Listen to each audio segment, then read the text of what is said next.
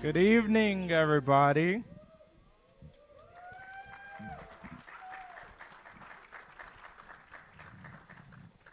Okay, I'm not sure what reading you think you're here for, but that's not the Lupe Mendez reading.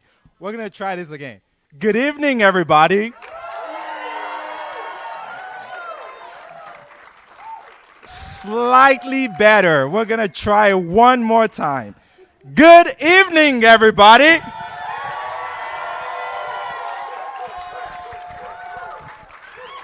All right, just in case you're walking into this hall, we're here for Lupe Mendez, okay? The Texas State Poet Laureate, you know? That's the reading we're here for. All right. It is a privilege and an honor to introduce, to host tonight. It'll be my job to facilitate the night as best as I can, as smoothly as I can. Uh, this man has been all over Texas, like all over, okay? If you're familiar with taking a road trip outside of Texas, right, and you're coming back to Houston, just because you see the Houston sign don't mean you're in Houston, right? You still got maybe like an hour or 2 hours left before you actually get to Houston. So this is the final stop tonight, right? But it's actually, we still got a few more hours to go, okay? So buckle up. You're going to be in for a long ride before you actually get home, right? And by home, I mean hearing from Lupe Mendez. You feel me? All right. Before we do that, we have a cast of remarkable writers here in Houston and throughout Texas as well, who you're going to be hearing from tonight in the order that you see them on the screen. I will be introducing them. And also, it is my mission tonight to make this man cry with embarrassment and joy, okay? That is my job tonight. I have asked some of his students who are here tonight to write little notes about him. So fun facts about him. Some of them are true, some of them are made up. I actually encouraged them to make some stuff up. So we're gonna read some things, and you'll hear over the course of the night stuff that they have written about him in between the readings. One of the students, Chase, said, "You have achieved the impossible feat of being a teacher that I respect, but can also relate to and talk about anything with."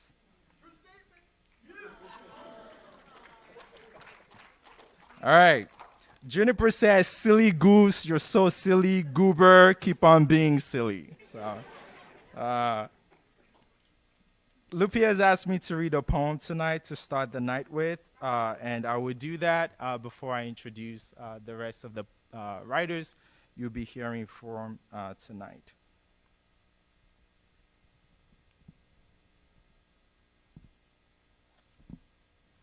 Here is a poem called "A Toast."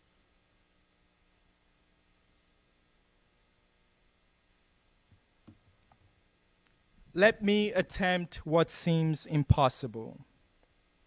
To carve like Strasser did a veil, a song of praise from stone.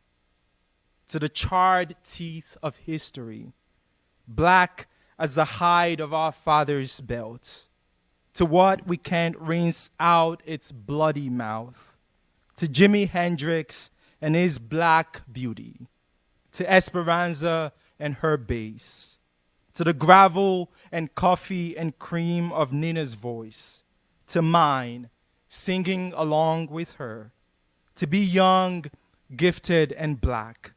To my sisters and mothers and daughters' hair. To the coils of smoke snaking through the air above us. To the roads we have traversed, forked as the tail of the sawwing. To what swallows and is swallowed. To what we cannot save from rot. To my body, that it is today not a burden. To the palms pricked by the thorns of living. To the side eye, to what does not need to be said with the mouth, to what the horn attempts to say because the mouth cannot, to Satchmo's lips, to the black lip bastard and his hippie crew, to everyone I'm rooting for, to you, named, nameless, or left unnamed, to the anaphora of breath, each like God's little toe, a comma in a sentence of our lives, to the long winter and how it makes us forget our summer thirst for blood, to time and the passing of it, to what is poured out in memory of those no longer with us, to us, to us.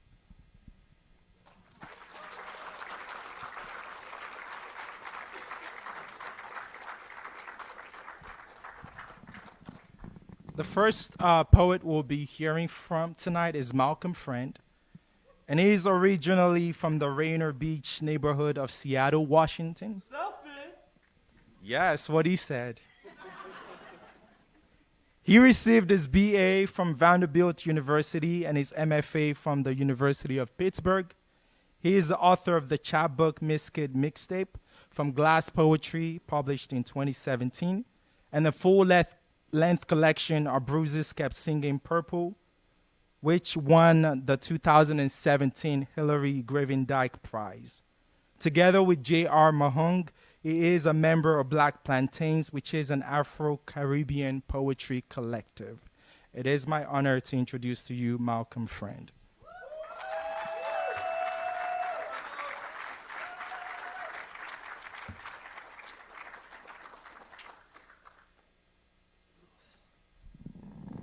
I mean, I gotta follow that? Like, come on now. And way to make the guy who came in from Austin go first. I know. All right. I'm gonna go back and forth between poems from Our Bruises and some newer stuff. All right. Malcolm meets Tite Corette Alonso at Hemingway's Cafe, Pittsburgh. And of course, I don't recognize him at first, by which I mean he looks like any other brother sipping on something hard in this bar. The only reason I notice him is the tints of white and gray in his beard and eyebrows, until I look a little closer and see it's really bits of bone speckled over on his face. And I lean in a little closer, can hear him humming notes from Maelo, El Conde, La Lupe, Cheo, all tunes he wrote. And so I sit next to him, order two more of what he's ordered, and when I take a sip, all I taste is molasses, but the more I drink, the more I can hear him. 2 sips and the hum is louder. 3 and I can hear lyrics. 4 and a whole ocean starts to sway with each tune. Every note becomes driftwood, piecing itself back together into a boat. And I get to the bottom of the glass, but instead of leftover ice, there are iron rot chains. And I want to jerk my body away, but I still feel this ocean swaying all through my nerves, and he's looking back at me, so I order 2 more drinks instead, and we keep drinking, and I'm all seasick, but he sits steady. And I try to ask Don Tite, why are you doing this? But the words come out all slurred and dizzy. And the ceiling starts spinning, and his songs start pounding around my skull, and as I'm about to fall off my stool, he grabs my arm. Says, "Entiendes, mijo? This is what it means to channel the ancestors. This is how their body becomes yours. Can you handle it? All that sloshing in the pit of your stomach." Right.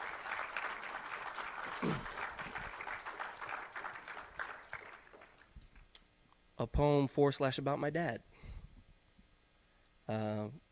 Portrait of my dad as a vejigante. It's unclear at what point Moros became negritos, so let's just say it was in the streets of the colony, in the notes of plenas carried on humid Ponce air while mass diablos danced through the streets. How no cedula could erase the pandero's vibrations, the scrape of güiro buzzing like leaves of a flamboyant. How the ghosts of a city revel in the riches they brought through their labor in sugar, in coffee. Never let it forget its canciones y bailes, and this city holds ghosts in the juice of every quenepa. rattles a percussion of skeletons in the waves that crash along its shores. How our dead ask for the chance to reinvent themselves through their lineage. The plenas that sing in our blood. And it's unclear at what point my dad chose to don a papier-mâché mask, become Diablo or Negrito or Moro or all of them, but hasn't this song been rattling in our veins? Isn't this centuries-long remixing always been its own survival? Making a new song so that one day your kin can sing all the old ones. Hiding your face so that one day your kin won't need to hide theirs.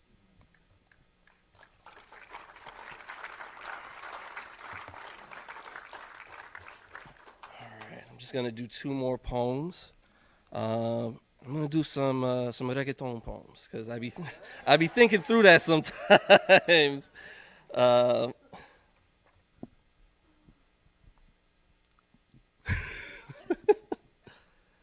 Prayer es don Omar. Padre nuestro, que estás en el cielo, santificado sea tu nombre. Venga un dembo, fantasma. Echo of Santurce 10 houses banged into existence. Castaway music. Every night shouts and bullets bouncing off of bodies. Bodies bouncing off of houses, off each other, off the waves. And this is what Awaya sounds like. Beach as soundboard. Breakage of sand to 3-3-2 snare. Grain and drip bien pegado. When a barrio drops the bass line and lights itself like a vela. Arezo. Un rosario por lo prieto. Took their chains and built those Santurce 10 houses. Took the leftover scrap metal and tricked it out into loop bling bling. Listened to the slide of their feet as they dance on the ocean's breeze. Put all their weight onto the humidity until the dembo finally drops.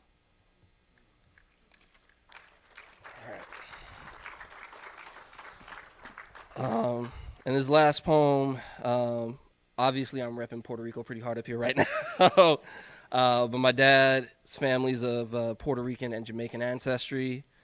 This poem is for the Jamaican forebears of reggaeton, the dancehall artists, who don't always get their proper due, despite the fact that reggaeton has the word reggae in it, despite the fact that the dembo rhythm is named after a Shabba Ranks song. So 3 epigraphs before I start the poem. The first is from Buju Banton. The reggaeton people teeth reggae music from we and call it reggaeton. We knew they were going to be culture vultures. The second from Rafa Pabon's song Vira Repira, Vengo de Africa, Vengo de Potoro. And the third from Kamal Brathwaite's Calypso. The stone had skidded, arced, and bloomed into islands. Rhythm and flow theory. And if the music be born of the slave ship's rot, I am a child of that music. And if the music be born of people once capital, I am a child of that music. And if the Caribbean be one archipelago, I am a child of that music. And if the music stay migrating from island to island, I am a child of that music. And if the patois be too thick for me to decipher, I am a child of that music. And if the Spanish be too quick for me to decipher, I am a child of that music. And if the sugarcane runoff buzzes into a dembo, I am a child of that music. And if the dembo be all I hear over a crowd, I am a child of that music. And if the dembo me hipnotiza, draws me into a head nod or a sway or a perreo, I am a child of that music. And if the dembo be so loud I am asked to turn it down, I am a child of that music. And if the dembo rattles my bones into a percussion, I am a child of that music. And if each percussive blow be a wave hitting Manchester Parish, I am a child of that music. And if each percussive blow be a wave hitting Ponce, I am a child of that music. And if each wave carry me like a stone skidding across the sea, I am a child of that music, and I am a child of that music, a child of that music, a child of that music. every pebble splash, charting the way back, a new island arcing and blooming in a sea we made our home. Thank you.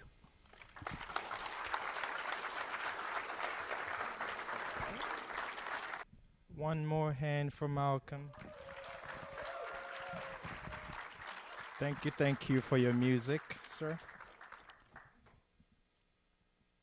You notice tonight that it's gonna be very, very cultural in here in the Museum of Fine Arts, Houston. If there's anything about Lupe, like he knows how to do things like this, bring people together. In a really, really remarkable way. Another student wrote, "Hey, Mr. Mendez, thank you for providing us with such a safe space this year. We always looked forward to your class in size and concerned looks. I'm so grateful to have had your support this year navigating a new school."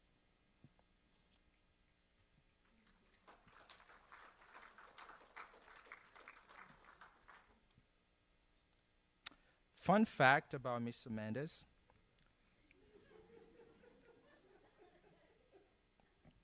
Before I met him, I didn't read poetry that much. Now, because of how he taught intro to poetry and spoken word, I can't get enough of it.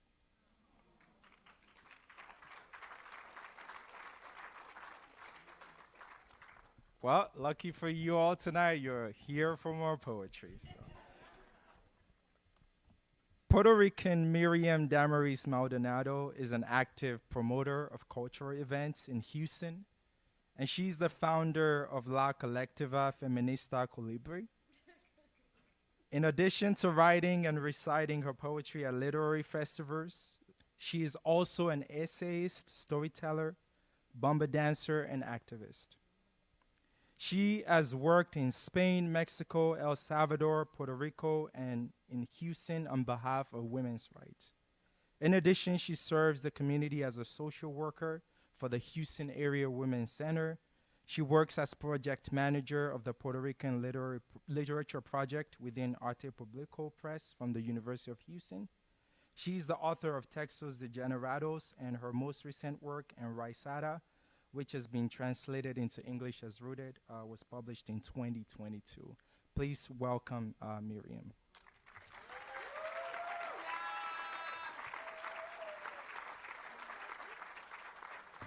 Thank you. So we start with the Caribbean then. I don't think this is a good buy for Lupe Mendez. I think, or even a bad buy. I think this is a thank you, big thank you, because Lupe belongs to our community. So we're gonna hear a lot about Lupe Mendez. So the magical thing about Lupe that we can speak with him in English, Spanish, Spanglish, Mexican, Puertorriqueño y todo. So thank you, Lupe, for everything that you do for the community. I love you so much, and I know everybody here feels the same. Let's start praying together, brothers and sisters, con la plegaria feminista. A mis diosas y a mis demonias. Habitas en todas las luces y sombras de mi caminar. Existes dentro y fuera del útero universal.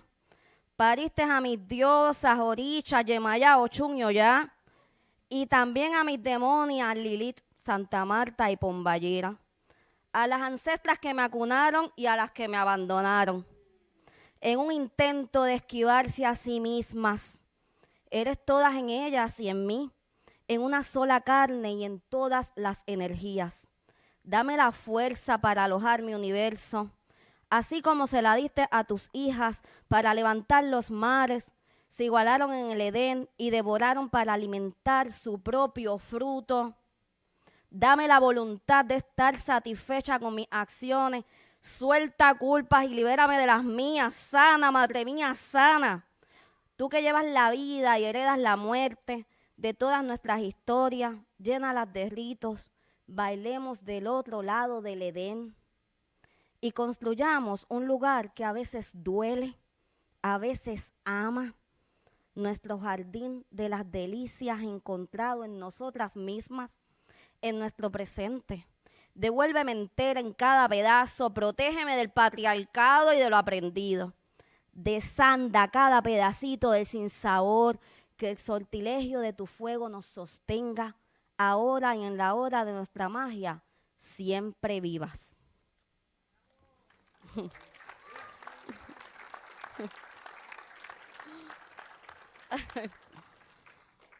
Oh my God, I think I hate this poem.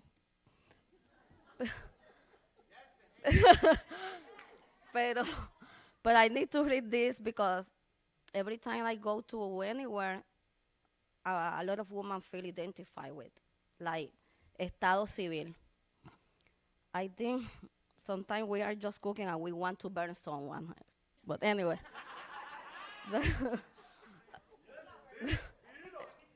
I'm sorry about this. Estado civil. Me gusta sentirme divorciada.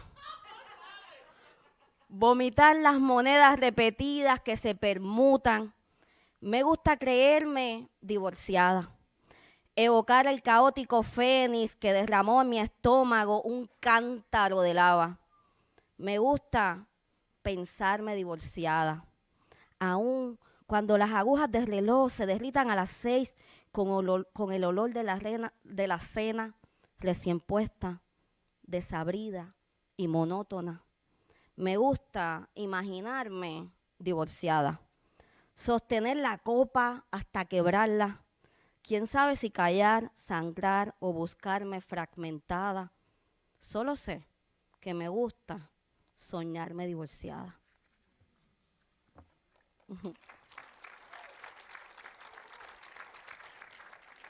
And now, talking about ancestors, I don't know. I feel like le debo mucho a mi gente. Ancestras, me parezco a ella. You know, I was trying to find myself, trying to see who am I. And when I look at the mirror and I see that I look like my mother, I have a mixed feelings because I come from the violence. And I don't want to look like her, but physically I look like her. And so this is for, no all the mothers are perfect, and we need to realize that, right? Anyway, I don't want to cry. Ancestras, me parezco a ella y no quiero, pero tampoco quiero deshabitarme y desterrarme de mis gestos. Me parezco a ella más que a mi abuela, que guardó el haché en mis cabellos, el aceite de coco, desenredando miedos y malas costumbres. Me parezco a ella, desnuda de privilegio, guardando caracolas en mi sonrisa, mientras diente por diente me contaba de todos los amantes que nunca tuvo. Me parezco a ella, que rechazó el incienso que respira en la mirada, que esconde además a la otra abuela, la gitana, de mirada corta, nariz un poco ancha, un poco putiaguda. Fosa que conservan los olores de esas dos abuelas con sus collares, que Yemayá les ayuda a enhebrar, delantal manchado de amores para nietas enredadas, con olor a libertad de aceituna, en el centro de la masa, pastel amarrado, porque sí, me parezco a ella, en cada línea que no escribo, en las pausas, en las sombras, en los silencios, en ser hija de la violencia. Es porque ella, huérfana de mí, huérfana de la hija, de la herencia, de los sabores y olores que habitan en mis labios entreabiertos, insiste en olvidar las recetas, hechizos, cuentos, donde los jugos convergen y se vuelven pócima cundiamores. Me parezco a sus labios, donde mis abuelas van sanando. And the last one. Oh my God, I'm so nervous. Y la última, oh my goodness. Y la última. Ay, Dios mío. Estoy nerviosa, estoy nerviosa. ¿Por qué estoy nerviosa?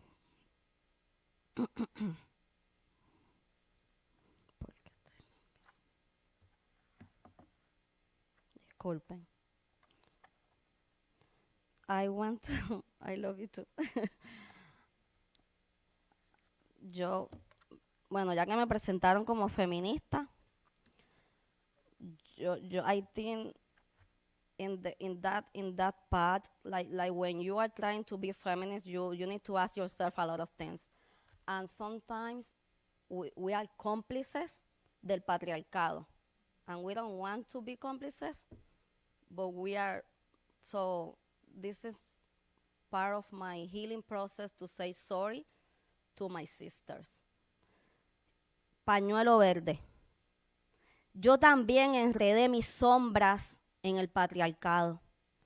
Escondí mi vientre lleno de miedos. Destruí un mundo silente, pleno, al que pertenezco. Yo negué ser bruja de mi propia alquimia.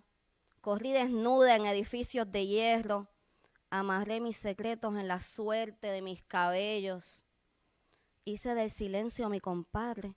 Vacilé en la ternura de la violencia. Sembré espinas en mí y en mis hermanas.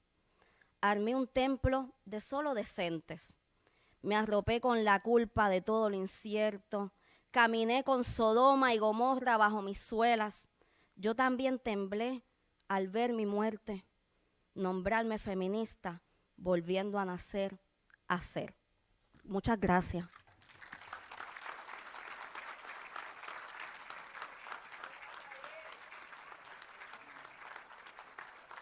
Wow. Thank you so much, Miriam, for the wisdom and the knowledge in your words. Thank you.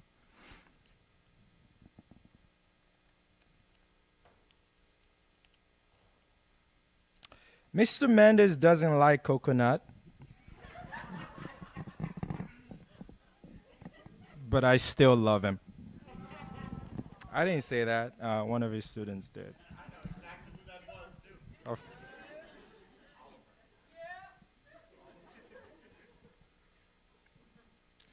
Dear old Mr. Mendez.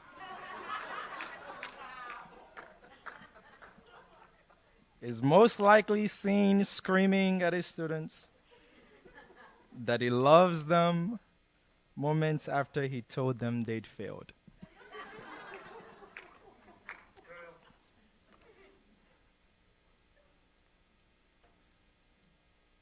It is my honor to introduce next Jasmine Mendez, who loves Lupe very, very much, despite his screamingness and despite the fact that he does not like coconut and other food items that I would not mention.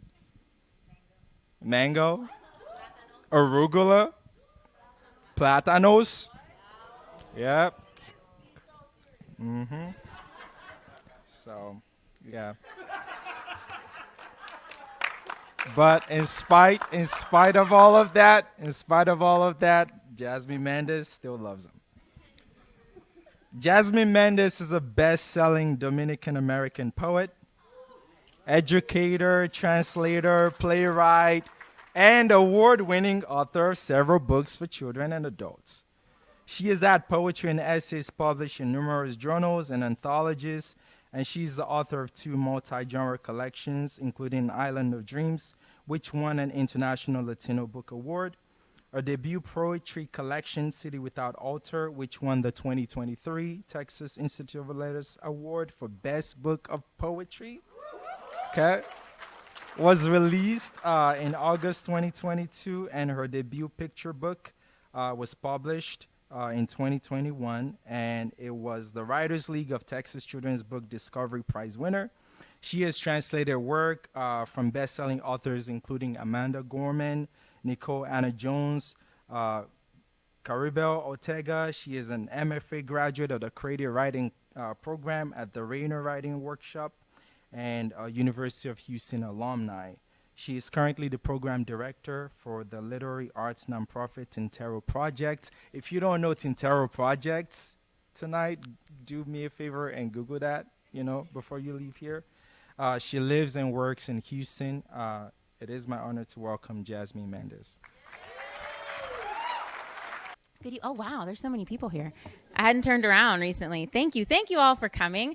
I'm going to do my best not to cry, but I make zero promises. Yes, if you're not familiar, I am Jasmine Mendez. Yes, the wife of Lupe Mendez, Texas Poet Laureate. One more round of applause for Texas State Poet Laureate. I love all these little notes from the children that he teaches, because he would get the same notes if he taught fifth grade or if he taught seniors. They would probably all say the same thing about him. So thank you, as always, for being the organizer, bringing people together. Yes, I do still love him despite his disdain for coconuts and mangoes, two of my people's original, not really original, but two of my countries that were brought from India. Anyway, colonists, they're not really native to the DR. However, we don't need to get into that right now. The point being, I love coconuts and mangoes and plátanos, and he does not, but that's okay. Which leads me to my, I don't eat avocados. I don't eat avocados. I don't eat avocados. We're just going to put that out there. I have zero shame. I don't eat avocados.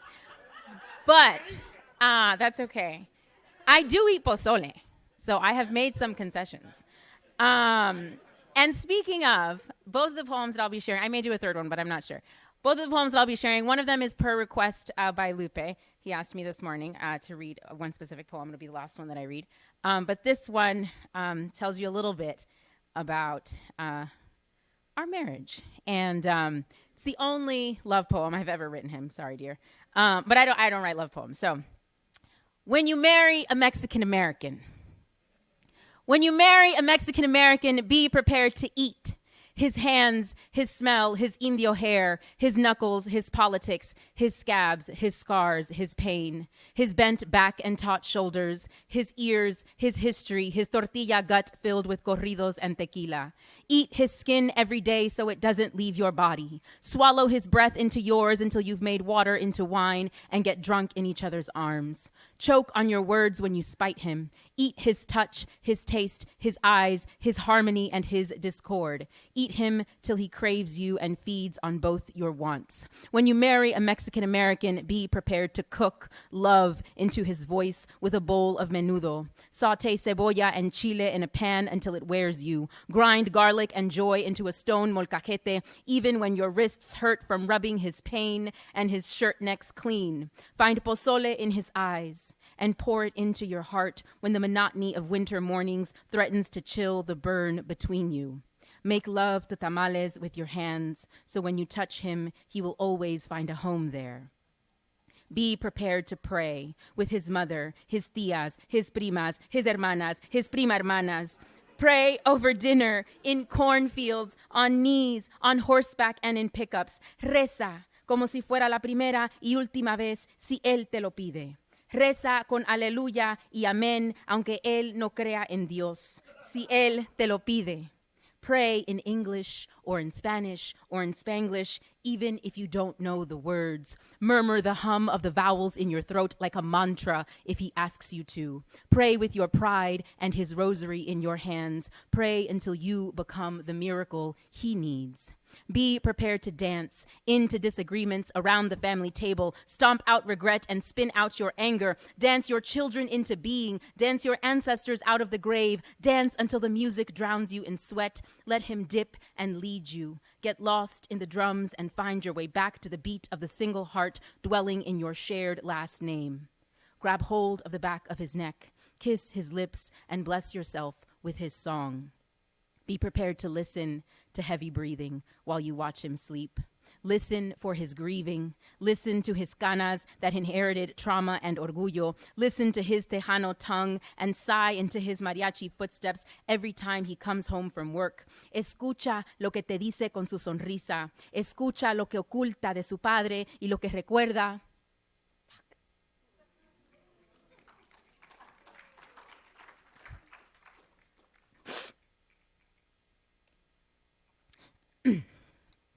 Escucha lo que oculta de su padre y lo que recuerda de su madre.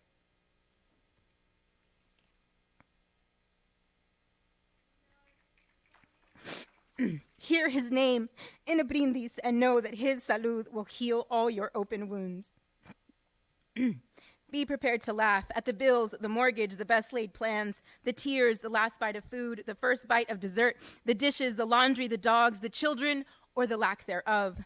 Ríense a carcajadas de la enfermedad, la tristeza, el dinero, el reguero, la libertad y el amor. Chuckle even when your eyes water. Giggle when he forgets the milk, your medicine, your birthday, his keys, his lunch, his faults, your faults, or even your maiden name. He has. Laugh every day he walks out the door, so you can be sure joy is the only sound echoed between you. Okay.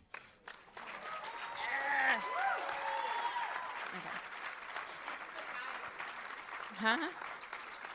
All right. Okay. Yeah. He did forget once, though. He did forget. Okay. Since other folks have been talking about things, I'll read this new poem. People have shared new work. Hopefully this won't take up. So. I wasn't sure I was going to do it, but I'll do it. I haven't written. This is like the last thing I wrote. This was like in November. So, all right. For those of you who don't know, the Dominican Republic was the first place Columbus landed. History lesson. Also, that's why there are black people in Latin America, because slavery. Just need to put that out there. People didn't know. Facts. Ruin, or my first Thanksgiving on Hispaniola, the island where it all began. As long as there are people in it, there is no perfect place. We have ruined everything. And this isn't about climate change or the environment, although we've ruined that too. In Boca Chica, my partner wonders how this town got its name. A small-mouth pocket beach on a small island in the middle of the sea that at any moment could swallow us up in one big gulp. I say, maybe it was a Taino word that was shaped into something the Spaniards could say. Or maybe when they saw it from the sea, they said with their hungry mouths, that looks like something small we could ruin with our teeth. And so it was how they devoured everything. How that man on that ship came and conquered flesh and Cain and robbed the earth and the land and the body of its sweetness. How he whipped it out of us until we became cream, nothing but something that dissolves under the sun. And yet he still stands, unruined, etched in stone in the park in La Zona Colonial, across the way from the cathedral like a god, pointing up into the sky. We have a saying here. When we want to be facetious, when we want to gesture to the impossible, we say, cuando Colón baje el dedo. When Columbus lowers his finger, you'll get your freedom, your wish, your cure, your happily ever after. If you love a place, at best, you're a patriot. At worst, you're a nationalist. I wish to be neither of those things. On a day when we are supposed to eat and eat and eat, I think of what we cannot harvest.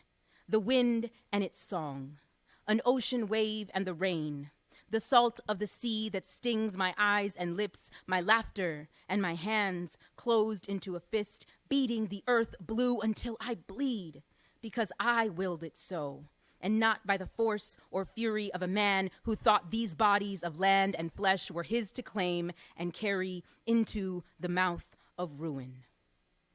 I am longing to return home, to find a bird or a flower or a bison or a bosom that hasn't been touched and ruined, to discover some perfect place not tainted by tyranny.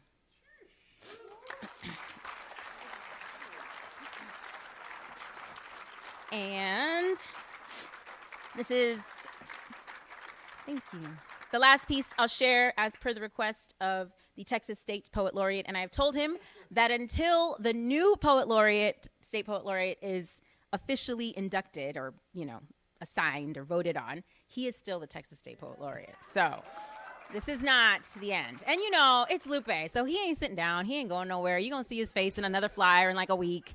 So it's fine. It's fine. He ain't going nowhere.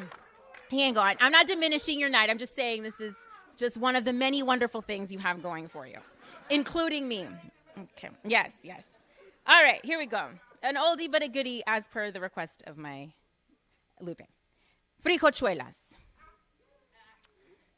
Dear Texas, little Mexico, please don't take my Spanish away. Yo hablo español. I speak Dominican. Rolled R's and missing S's punctuate every loud "Como tú ta?" that is thrown against your ears when you ask me yet again, ¿Qué dijiste?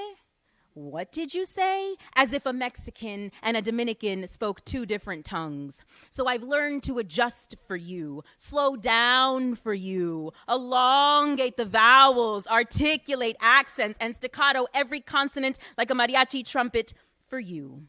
Replace my childhood language with words that won't ring in your ears like dropped bombs and try to fit in for you. Guineo is a plátano. A plátano is a plátano. Bizcocho is a pastelito is a tamal. Salsa is not the fire in your hips, but flames that burn your lips and tickle the back of your throat. Ahorita means later instead of now. And I drink horchata instead of morir soñando through a popote and never a calimete. But please, dear Texas, little Mexico, don't take my Spanish away. Because it echoes in my teeth like the last thump-thump of conga drums in a merengue. Because it bounces in the mouth like a bachata and not a bolero. Because the words bubble on my tongue like a steaming sancocho on a sweltering summer day and make me feel full. Jargon like guachiman, zafacon, and pollina melt around my gums and sit like impacted wisdom teeth I refuse to extract. Yet you spoon feed me pinche elote, sopapillas, and raspas that collect like unwanted cavities when all I want is maíz, yaniqueque, y un maldito frío to brush my teeth with. You see, this Spanish is the legacy of my grandfather, the conversations I will remember with my grandmother, and the only estate my Mexican children will ever inherit. Because their abuelita Rosario will cook arroz con habichuelas and call it kindness, while their Mexican grandpa Mendez will stuff frijoles in a tortilla and call it love, while their father and I will invent a new, decolonized virgin language, put it in a pot, name them frijochuelas, and call it home. Thank you.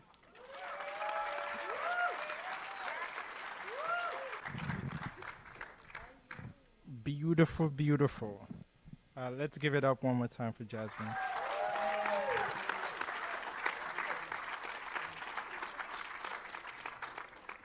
If you've never hung out with the Mendez, this is what it's like every single time, you know. Just banter. They have a beautiful daughter, you know, if you've never met Luz Maria. In addition to her, Mr. Mendez has 25 kids. His daughter and all of the freshmen at HSBVA. That's one of the things the students were. Also, in addition to that, one of them said he has his students do his daughter's homework. So that's also something you should know.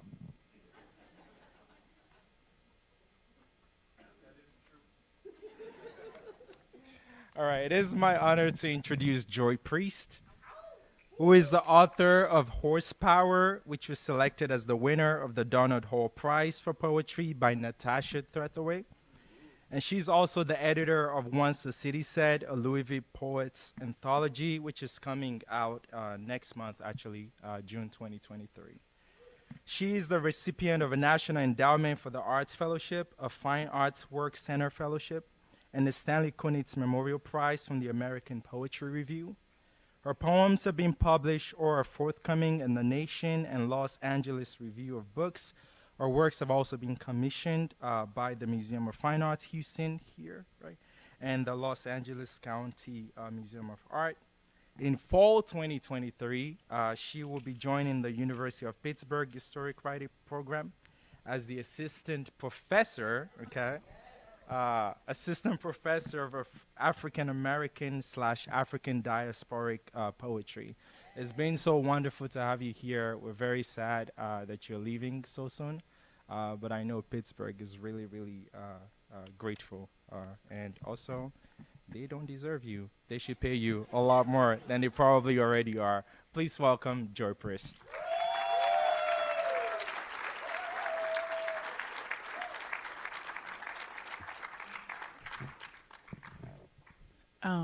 When I got here in summer 2020, we were all inside because you know what that year was.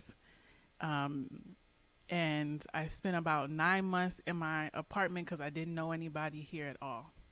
And the first people that I got to just be with intentionally and sit down with was Lupe and Jasmine, who reached out to me several times. Which I need because I'm a little agoraphobic. I'll just stay inside all day and watch basketball.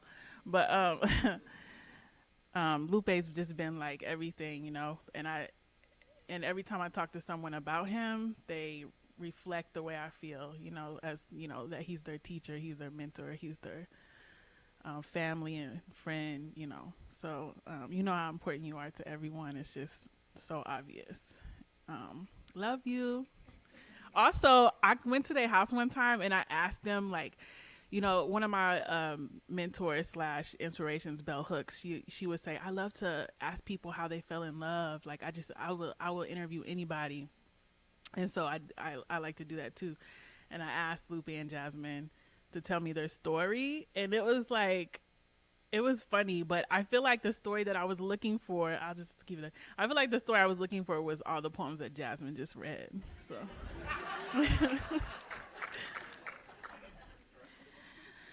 This always happens when you try to decide what you're going to read before you get into the room. I never do that anymore, and I did it today because I felt like the event was important, and then Malcolm got up here and brought a certain kind of spirit into the room, and so I got to read different stuff than what I had planned. Ghost in Schools. A human body would not make it to the seafloor intact. No loitering in the water. They whisper like fish, the police in schools like fish, the atoms of the people who were thrown overboard. Now sometimes my lungs feel like stones in the hypnagogic hour, that watery room between wakefulness and sleep. The faint formation of land in the distance, that's when horror struck in the mind of the African. Above deck, the moment just before, our African became American. Out there in the ocean even today, hidden in the language, in the pelagic tunnels, narrow corridor of attention, fish whisper. They avoid our shadows like fish, ghost in schools like fish, police in schools. No loitering in our history. Say, we talk like fossils in this country. The amount of time it takes for a substance to enter the ocean and then leave the ocean is called residence time. Those who took the ocean as their home, murmurous as my footsteps. Standing midnight at the Atlantic harbor, I hear the fishermen yelling to one another out on the water, where they've just noticed the sea beginning to part. A corridor of murdered Africans, million ghosts marching to Wall Street. We were always white folks white well. Ain't that some shit?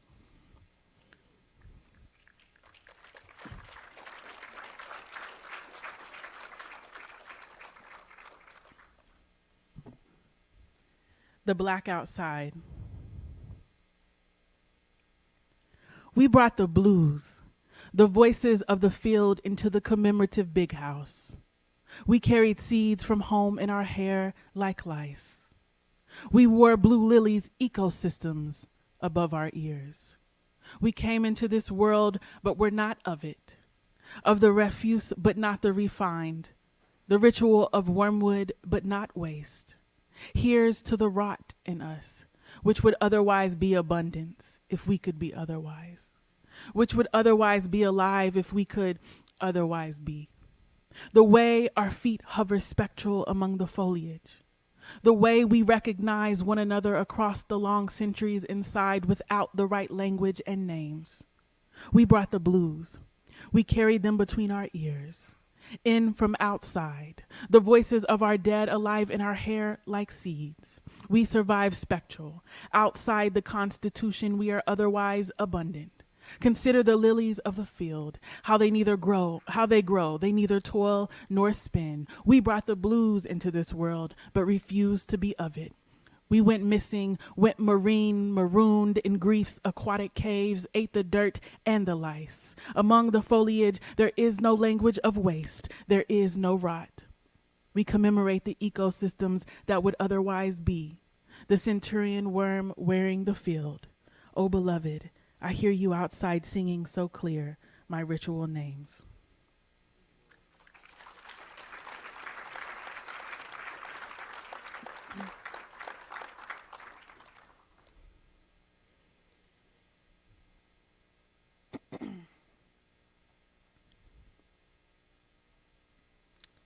Blue Heart Baby. Everyone want to put hands on a piece of your life. Look at it, how it sags in the Eigengrau, like the yellow belly of a bitch heavy with litter. No better than that meddling ass moon full as your own breast, hanging low between buildings. People hang from the cords your heart has let down. The chaos of stars fill up the dead air. Tiny blue flames in the eye bone of the young old junkie girl follow you around the floor of your humming days. And have you seen yourself? I think I am weak and without purpose. Your father texts you from the kitchen sauced up after he rolls his heavy body over the loaded pistol he laid on your bed. Get used to life.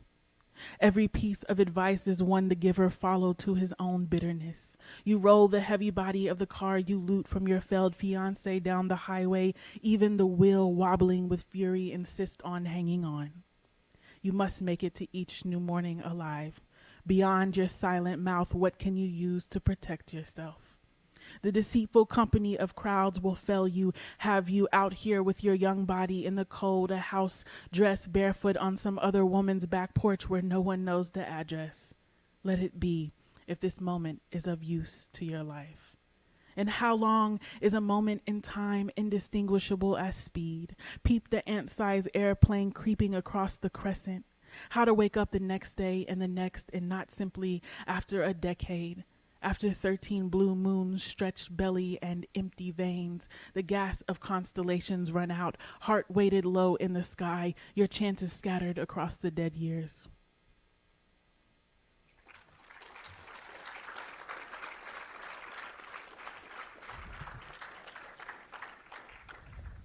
I did all my banter up front. I don't know what to say about these right now. They're not a book yet. I got something to say about this one. This poem mentions the movie Killer of Sheep by Charles Burnett. If you're into music and you remember the Most Def Ecstatic album and the boy jumping across the gap between buildings, that's actually a steal from that film. But anyways, it's kind of dealing with this guy Stan, who is he's a descendant of the great. Well, he is a part of the Great Migration, And if you know anything about the two Great Migrations, there are specific routes. Like depending on where people were from in the South, they went to specific places. And so California Black folks, they tend to come from Texas and Louisiana. So Stan has probably come from like Texas and Louisiana. He went to California to get a job, and he ends up in an abattoir killing sheep. So the movie's called Killer of Sheep. This poem's called Redemption, which I don't believe in, but I'm kind of messing with, like, as an idea.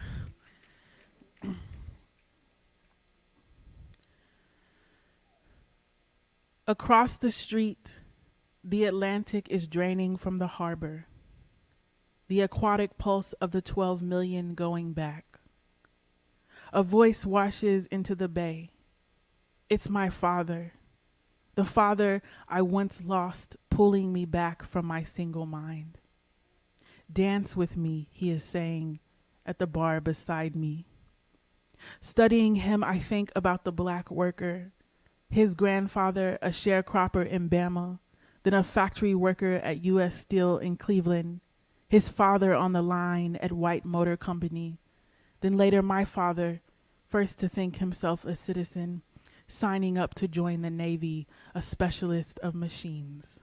I want to say the most important thing in the room is the jukebox, but it is the sea. The tide starting to come back into his eyes. Dance with me, he pleads, from that place we go to sip brown, slip the blue collar, where 4 hours into the bottle, he hears God's voice and I hear his. Now I'm 31 days sober, deciding to lead myself on this path beyond January. A shepherd, not a killer or a specialist of killing machines. I study my father beside me at the bar, and I think of Stan in Killer of Sheep. Stan back and watch stringing up lambs to feed his family and his daughter at home, dog-faced. Stan, my grandfathers, time travelers in the Great Migration, the peripatetic pulse of the 6 million coming up. Dance with your father, they are commanding me now, but I refuse with my eyes. I want to say the most important thing in the room is the music, but it is the water.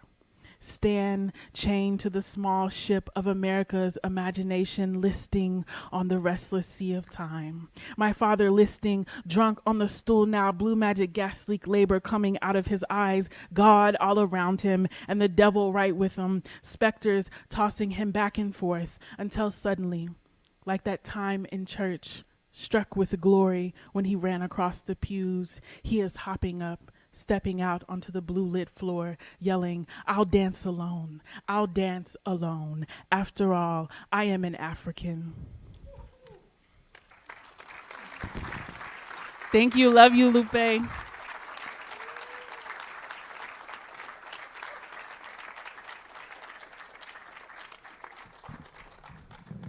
Wow, wow, wow. Yes.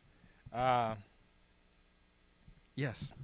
Give a hand again to Joy Priest, everybody.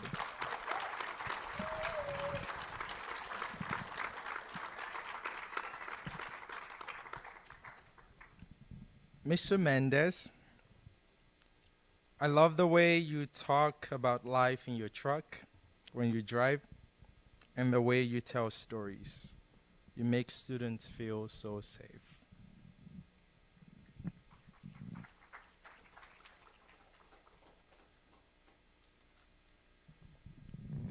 Jennifer Maritza Macaulay is a writer, poet, and university professor. She has been awarded fellowships from numerous places. She holds an MFA from Florida International University and a PhD in creative writing and literature from the University of Missouri. She has received numerous awards from the Independent Publisher Book Awards, Academy of American Poets, and Best of the Net. If you haven't noticed, like a, similar theme going on, these are like really big deals, like every single person on this flyer, right? Google them. Please do. Okay. She has been published in Passages North, Vassar Review, Columbia Journal. Her collection, When Trying to Return Home, which just recently came out, was an editor's choice from the New York Times. It has received starred reviews from both Kirkus Reviews and Publishers Weekly, and considered the best book of the month by Kirkus Reviews, Miss Magazine, and the Southern Review of Books. And she has received other awards and honors. Please welcome Jennifer.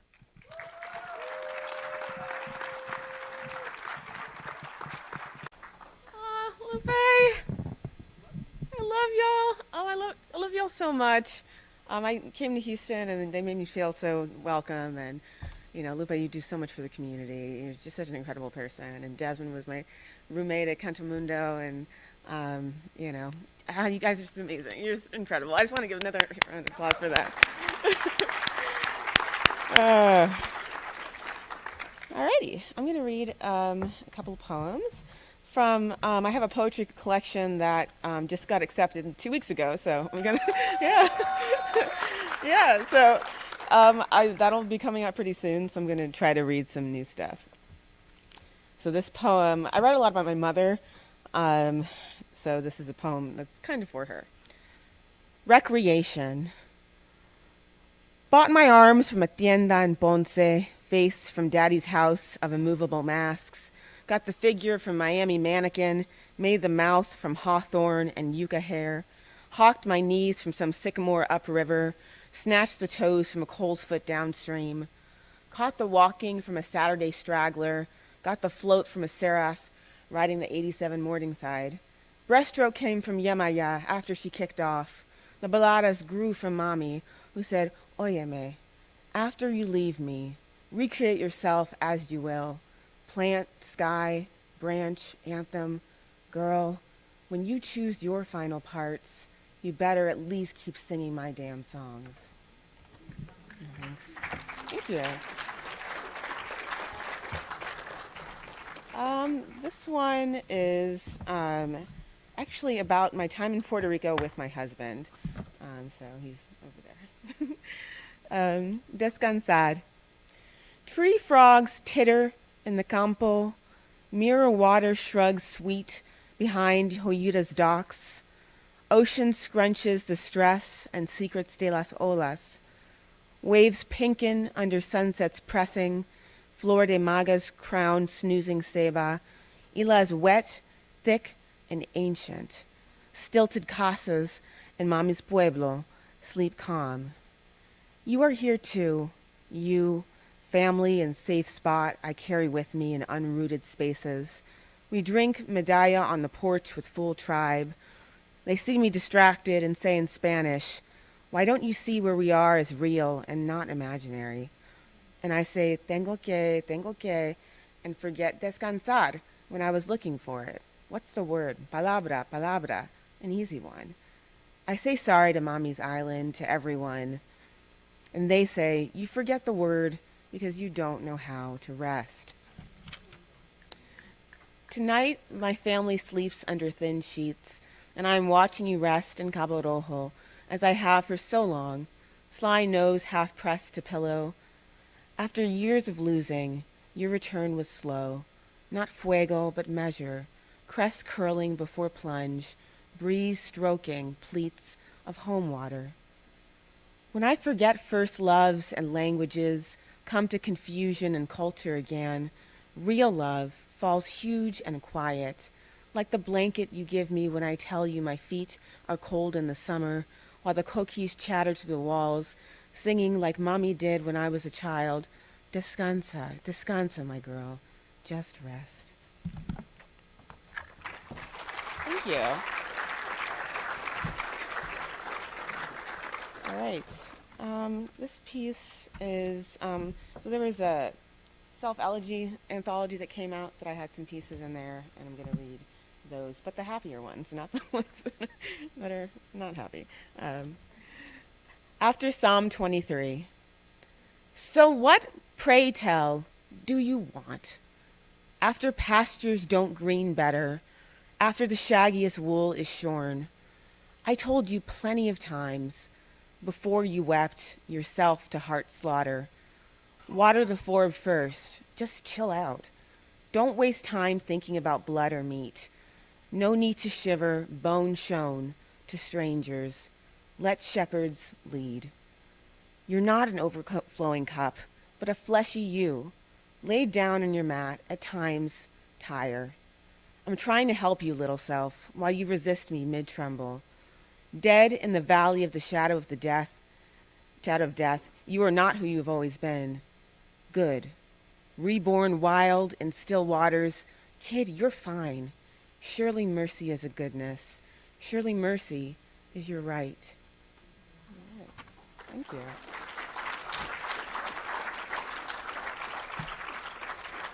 All right, and this last one is actually the title of my new poetry collection called Kinds of Grace. And I was hanging out on the beach, and I saw this little baby shark come in, and I wrote a poem about it. So it was sad. I was like, no, little guy. I should have been scared, but I wasn't. Animals didn't scare me. I went in front of like an alligator and I like challenged it, and people were just like, "What are you doing? You're crazy." And it's true. I indeed am crazy. Kinds of grace. Beach bitten, I see bulges of sand and conch chunk. Banked coral, half shells, hard like fingernail face. Bounce of wellcraft, air sprint of searching pelican. Praesine wave, pleat of ocean ripple. Loose unbind of fulling tide. A break of wave, another break. Today, special and ordinary, a crowd has formed under blazing blue. A baby shark lies ashore, twitching. A family reeled her in after fishing, thought she was a large cobia, not a small blacktip. Throw it back, some say. Others say eat. While the crowd debates, a tide rolls in, cradles the baby's body. Like grace, the sea carries her back home. Right? Thank you. Thanks a lot.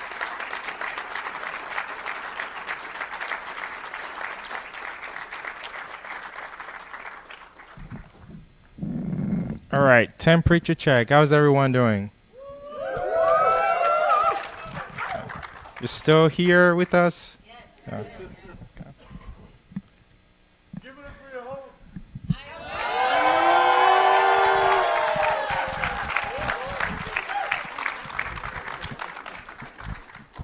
Do it again.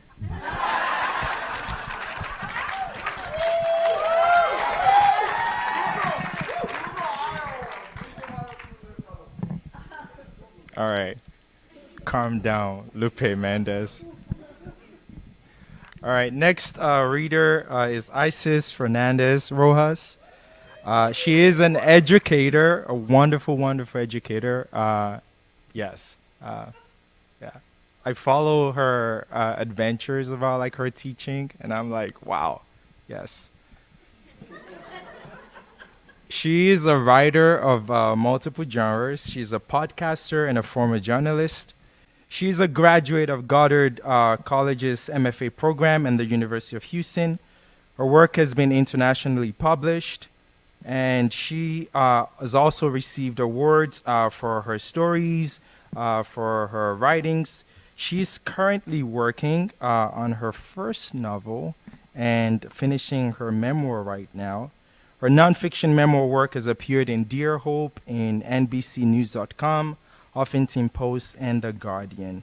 She's also the recipient of the Owl of Minerva Award, a Vona Arts Foundation alum, and Dos Brujas Workshop alum. Welcome, Isis, everybody.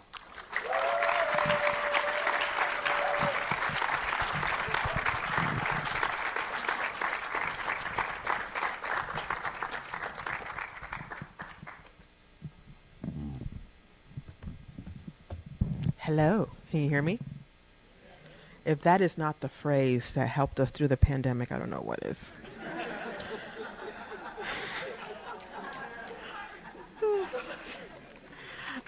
All right. It is quite, there is a lot of people here, good Lord.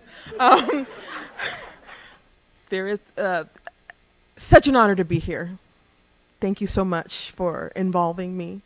I don't know why, but thank you. All of it is shiny new, just for you. You. 2 poems and a little bit of creative nonfiction because we need to remix it up a little bit. Thank you. All right, we're going to start with a word prayer because let's keep the prayer and the plátanos going. Word prayer. I pray my words find a place to land. Hard. Anvils on concrete, on packed earth. I want them to find a stubborn home burrowed in the front yard of a racist. Or a person who nourishes hope that 2020 was taken and not lost. May it tick with the glowing red light counting down seconds. May the explosions assist the roots to dig even deeper and sprout branches of sentences, ribbons of hyperboles, jagged fragments, thorny run-ons. I want that word tree to be the ugliest thing with the most beautiful smell. A contradiction, a song, an unending lullaby, creating sleeping beauties in every neighborhood, on every block, in every apartment house, suburb, condo, townhouse, shack, shotgun house, in every city with freeways like arteries and country back roads like tributaries. My words are a fence around the broken-hearted, the ones who said goodbye to love, those who couldn't be there when it slipped away like a whisper in the wind. My words are a vaccine raging against an invisible danger. Unyielding in its chaos, there is no difference between a 5-year-old or a 95-year-old if you think about it with frozen brainwaves. I pray my words create enough magic to cure the living of their faults. Magic enough to fill water buckets with joyful tears to drown a pandemic's worth of choking sorrows. My prayer is that words are your blanket too, your armor, your call to arms, your panacea. I have created them for you.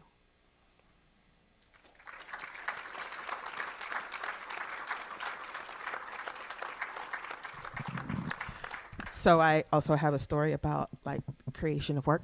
And so I had these awful neighbors that were like kitty corner to me. They were awful because they liked to steal things in the neighborhood. Anyway, so before they became awful neighbors, they were great neighbors. And there was this one little boy who would always play like basketball right before like going to school, and I know what school he went to, and it's awful. And I wanted to make him feel like special because that was a special moment in his life. So this is to that little boy who played basketball before class. So ball is life, an ode to black boy joy before the school bell. This is for the jump shots, the epic dunks, the alley-oops happening when most slurp morning coffee with crusty eyes. By sunrise, you have already won the championship twice. At the buzzer, with the crowd cheering your name before the morning bell rings. This is for that free throw line at the crack in the almost middle of the crooked driveway where you have made your space, where you hold court and take cautious care before shooting your shot so that the ball doesn't hit your mom's black Ford Mustang before work. This here is for those LeBron-worthy legend makers spinning around and throwing magic with each bank shot as backpacks filled with last night's homework cheer from the sidelines.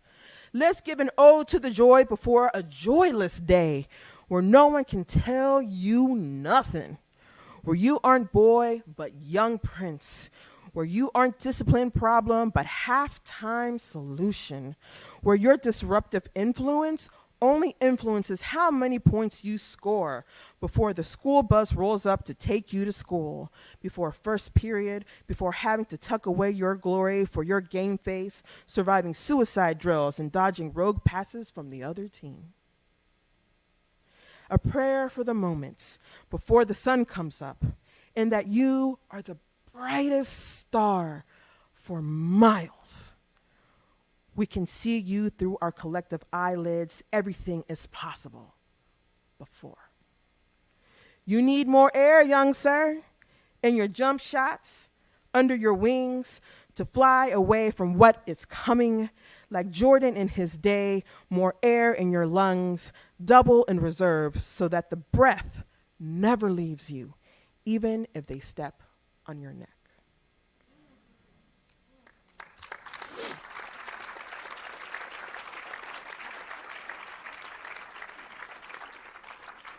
So I'm very proud that like the Caribbean islands are represented here. I hear Puerto Rico, I hear Dominican Republic, and we have Cuba. Thank you very much. The Plátano Islands unite. Sorry, dude. Against Lupe. Thank you. I mean, you brought us together. So whose fault is that? So for this one, this is the beginning of a creative nonfiction piece called Daughter of the Island, a meditation from the daughter of an exile, A through G. A, all-powerful Aurora. When I first saw She-Ra on TV, there was something different about her. The gold, the castle, the sword. She was so much cooler than her brother He-Man, and she was cute. I wanted to be her. She wielded so much power, and she didn't suffer fools easily. This is who I wanted to be. There wasn't very many people I wanted to be. Her secret identity was Aurora. I wanted to be secret too. I wanted to be called Jessica. B for black. But my black skin wouldn't let me be secret. She-Ra was powerful and beautiful and white. I was not powerful. My hair stood up when it wasn't windy. Pelo africano, necio, stubborn like my father, dark like the coffee in my mother's morning cup before she pours the leche and makes something closer to me. Café con leche color, the perfect swirl of both and neither. Was that why I was picked on? Because I was both or neither? I wanted to be white like She-Ra so I could be powerful too, so that I could be one of them and be okay. C, cuffs. So I took these red felt things that may have been used to hold pencils or something, and I took them on the bus with me one day. I love them because if you flip them around and button them up, they look like She-Ra's golden cuffs, except they were red. Maybe if I wore them, I can show these bullies what was up. They came for me after school, started making fun of me, my clothes, my hair, my skin. They called me ugly. I put on my cuffs. They laughed. I cried.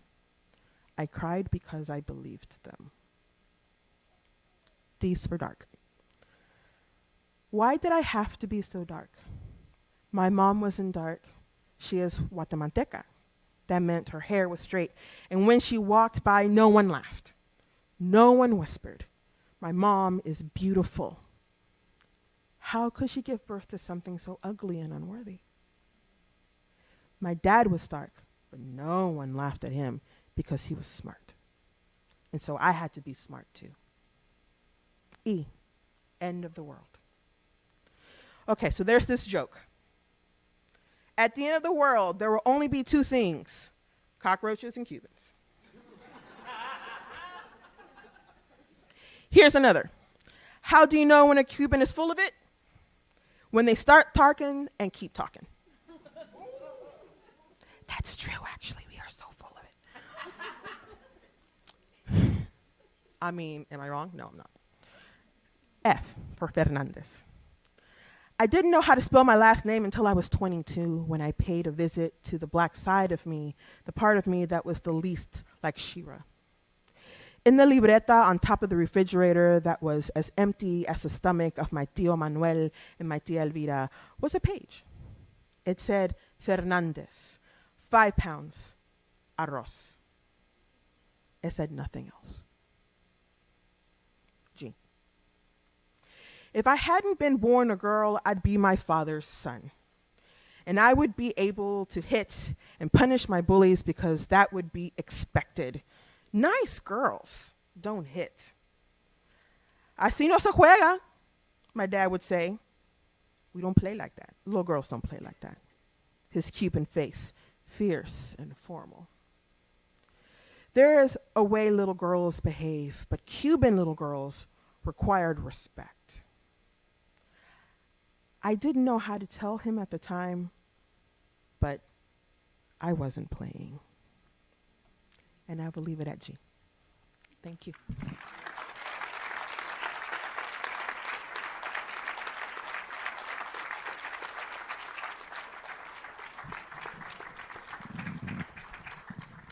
Wow. Thank you so much, Isis. Lupe Mendez has selflessly donated books and seen the absolute best in children. He's the funniest teacher we've had.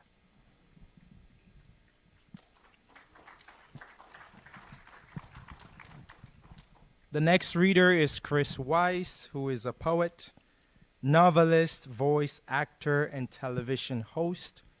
He has been published in various literary magazines, and his work has been anthologized. He was a featured author in Cowboys and Indians magazine in issues with Kevin Costner, Jewel, and Ted Turner. He's been featured in the Huffington Post video reading series. He's been animated as a cartoon, appearing as himself in the comedy series The Damn Show.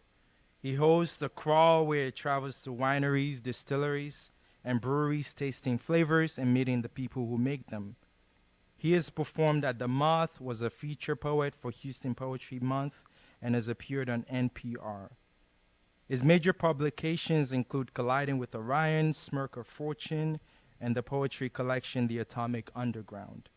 He has had many musical collaborations. He is a veteran of the U.S. Army, earned an English degree from Texas A&M, a master's degree in technical communication from UHD, and he currently lives in Houston. Chris Weiss, everybody. It's gonna be fun. Get ready. Remember earlier when I said buckle your seat? Keep them buckled. For this one right here. Oh, don't give out on us now, little feller. We got a long way to go. All right. Well, obviously I haven't met a lot of you guys in here, but I think that I know how you feel about some certain things and that we're getting a little bit tired of it.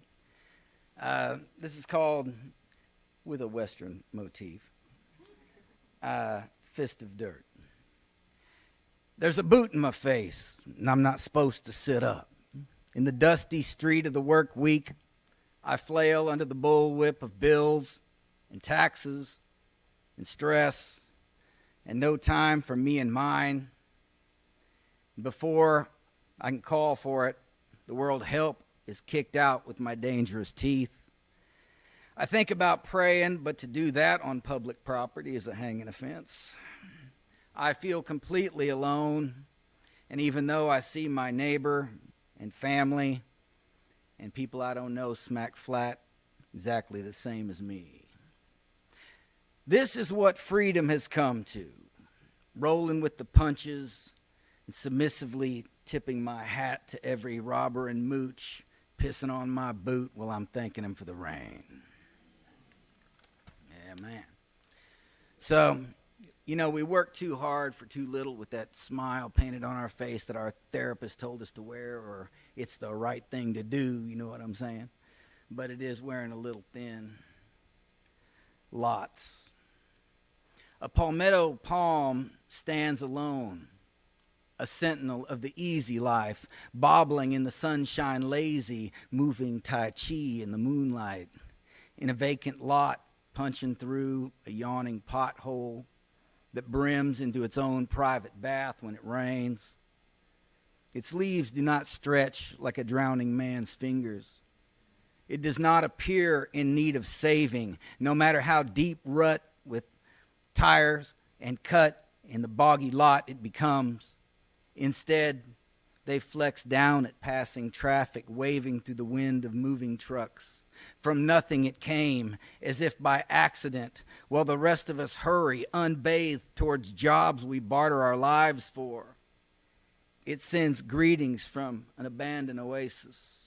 It stands alive in paradise, as one with luck to remind us that the easy life awaits those tough enough to survive the loveless situations following our miserable birth. Yeah, man. I'm going to talk about it today.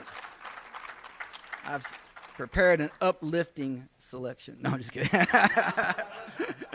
It's a prosperity gospel, man. I'm passing the hat twice. Don't cheap out on me now. All right, you know, it is true, man. There's always somebody out there looking to knock you down, and that's just a given, and it is dependent on how we deal with it, you know. I had this happen to me when I was younger, and I guess this is what I thought about it. It's called white trash. They called me white trash, and any other day I'd laugh, but today I didn't. They're Hispanic and own a boat and have 3 cars and a 2-story house on the canal. And they didn't understand, why I was there,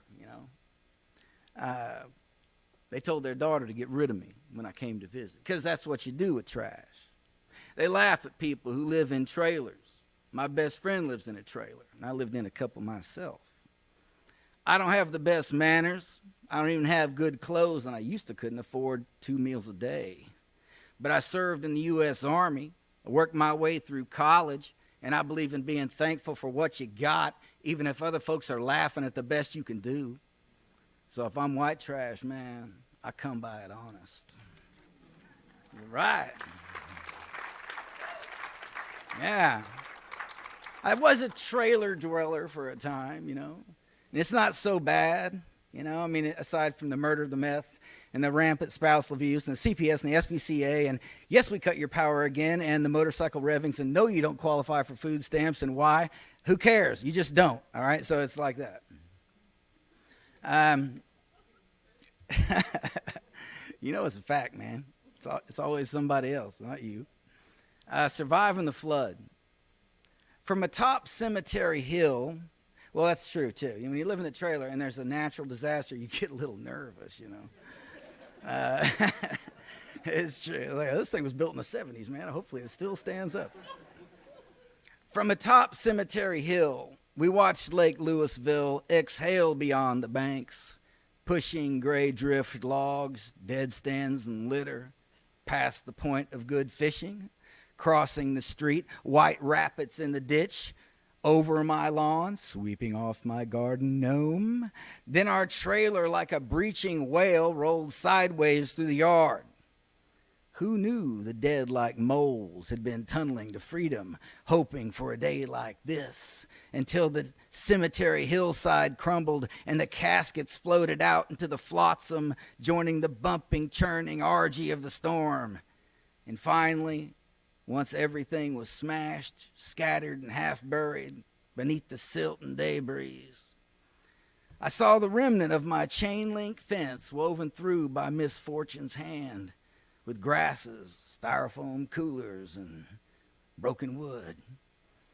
A condom, half outturned and well stretched, drooped from a stick planted in my front yard like the storm's victory flag, kind of half flapping in the wind. And as I surveyed the mess of what used to be mine, I said, that's about right. All right. Jung said we have our animal self, and I don't know about that, man, but maybe you can relate to this one. It's called Tomcats. She loves this cat, this street fighter, who only comes in for a meal and then screams by the door till it's open. This creature who prefers the hollow log of an ash tree to the comforts of indoor confinement, who never comes when called, nor leaves if he's chosen to stay, who can be incredibly grouchy and just as sweet. Then she pours the dust of catnip into the corrugation of a cardboard scratching pad, which he destroys in the most shameless ecstasy. Then she brings me a beer. And I asked her, what? I drink beer, man. Says, I drink anything, actually, you know what I mean?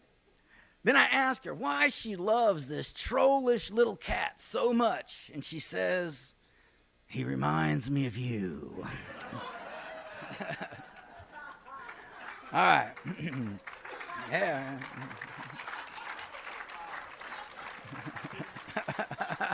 I miss you, man. I'm so proud of you, dude. Shoot. All right, I got one left. So in closing, people all the time ask me, they say, Chris Wise, how do I turn my fantasy into reality? And I said, your love life is none of my business. No, I'm just kidding. And I said, no, our dreams. And I say, okay. This is how you do it. It's called Liturgy of a Holy Rock and Roll Poet. It said, excuse me. No, I'm just kidding. No. I threw my empty across the room to the trash pile and sat back on the little couch. Friends were over. They had questions. They were poor, too, but somehow figured I held a key. something magic that one day moved me uptown. Well, they listened, and this is what I told them.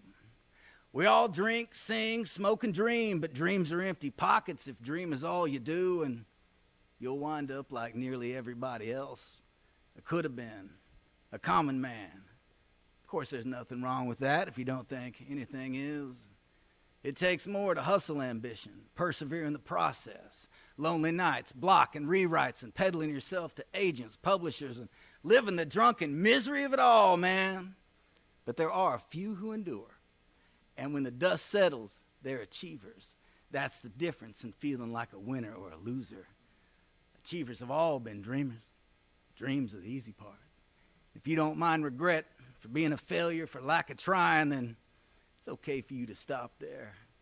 Now put on a record and pass me another beer. They did, and I drank it. I drank them all. My name's Chris Wise, and that's that.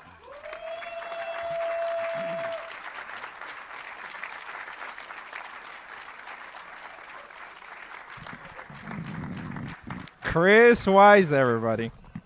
I warned you.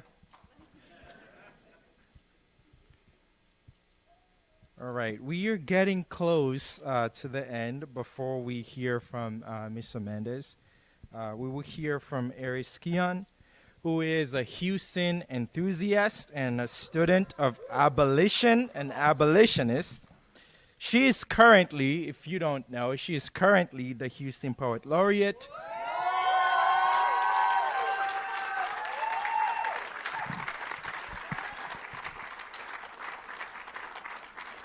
She is also ranked number 2 in the 2023 Women of the World Poetry Slam. She was an Imprint C. Glenn Fellow. She received her MFA from the University of Houston. She was ranked number 10 in the 2020 Women of the World Poetry Slam and number 4 in the nation at the 2019 College Unions Poetry Slam Invitational CUPSI. With with UH Team Coog Slam. Okay, her poems are published with Right About Now, West Branch, the West Review, and elsewhere. She is a Pushcart nominee, a Best of the Net finalist, and a 2021 Crystal Wilkinson Creative Writing Prize finalist, and also the 2022 New Voices Contest finalist. She is the 2022 recipient of the Imprint Marion Bartholomew Prize in Creative Writing for students with service to the Houston literary community. Also, this is not in her bio, but she invented the color yellow, okay? And she actually invented poetry. Welcome, Aries, to the stage, everybody.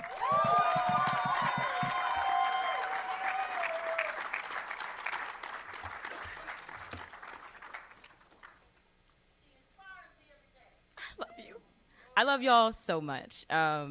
It's so wonderful to see all of y'all here to celebrate Lupe. Can y'all hear me in the back? All right, perfect. I want to start off with the fact that, okay, everybody knows Lupe is amazing, super great, totally amazing for all of us, but he is literally representing the state of Texas. Do you understand how wild that is? Have y'all been to Texas? Do y'all know what Texas is doing right now? And they chose this man to share his work. They are never letting another poet up there again. I swear, with how he has made them run for their money. This poem is called In Texas, We Pop Prayers Like Pills. Hide them beneath our tongues and swear like hell will swallow. God sends flood waters to wash the backlog still lodged in our throats. When did you last choke on a new name, a new face, a tsunami of apologies and talk show chatter, the matter of each life weighed in scales, the bottom dollar hanging in the balance? I've learned to master my own unpersoning, that leadened tethering to get from one edge of the day to the next. A child is laid to rest and the barrel of a gun is given an hour-long segment.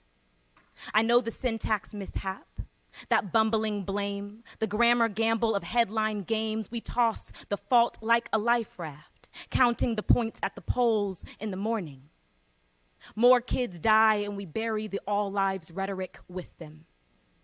We're sedated with distance, our sobs fading behind the clamor of interstate traffic. We don't ask for tragedy, but we trust it to be punctual.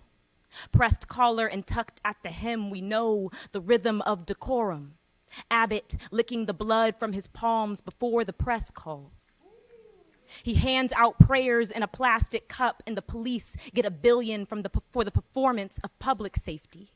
Gutted spectacle, cursed praise dance, every prayer still stuck to the pink of his tongue. We can spell amen in the cracks of his hands.